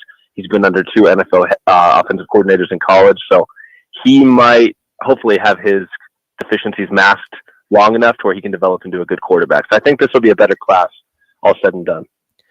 Justen, obviously you've got the 4 main guys that everybody's been talking about in the quarterback class. Sounds like Hendon Hooker is likely going to go late first round at this point. Is there anybody after that group that you think goes in round 2 or round 3 that intrigues you at all? Tough to say. I think Dorian Thompson-Robinson from UCLA has a shot to go a lot earlier than people think, and he might go day 2. He's a dynamic athlete who was I think 4-year starter at UCLA. It seems like 24 years, but yeah. Yeah, right. I feel like I remember him coming out of high school thinking like this is the next big thing, and that was so long ago. But he's got the arm talent, he's got the pedigree. I think he'll be taken. I think Aiden O'Connell from Purdue might get taken a little earlier than we think, and maybe Tanner McKee from Stanford, who's a 6'6" player with a big arm. He can move a little bit. There's some good quarterbacks in this class, so I wouldn't be shocked if we see round 2 and 3 kind of get stacked up with those guys. Justen, so a lot of Chiefs fans here in the area obviously really like Jahmyr Gibbs. I'm thinking, I don't know how he gets out of the first round, but I get it. It's a running back, and value is a real thing. Allegedly, but how far is like a Jahmyr Gibbs from, like, let's say the versatility of a Bijan Robinson when you look at draft grades and how far apart they would be picked? I think Bijan could be taken as early as 8, but he could fall all the way to maybe the late 20s. I don't think they're going to get picked that far apart from each other. Let's just say that. I think Jahmyr Gibbs is definitely a top 31 pick this year. I think the only thing he's lacking is just the size that Bijan possesses. Bijan has the size to where you can draft him and say, we can run him between the tackles, we can give him 20 carries a game, and we're not scared that he's going to be fatigued or he's going to get bounced around too much, where Gibbs is, barely 200 pounds. So he's not the same guy that you want to draft and just say, let's just run him like we normally would. You're going to want to use him in the passing game more. You're going to want to get him outside more.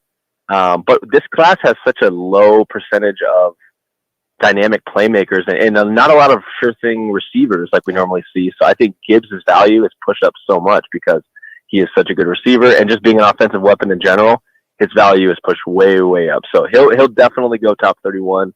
Bijan will definitely go before him, but Gibbs is going to be a first-round pick. Hey, Justen, before we let you go, what team do you think shakes up the draft order by panicking or strategically making a trade move? I would look at the Raiders to pull something silly. Our producers early on. I think they're gonna do typical Raider stuff and pick someone unexpected or move up into a spot where they probably didn't have to move up. Something's gonna happen, and I think they're gonna be the culprit.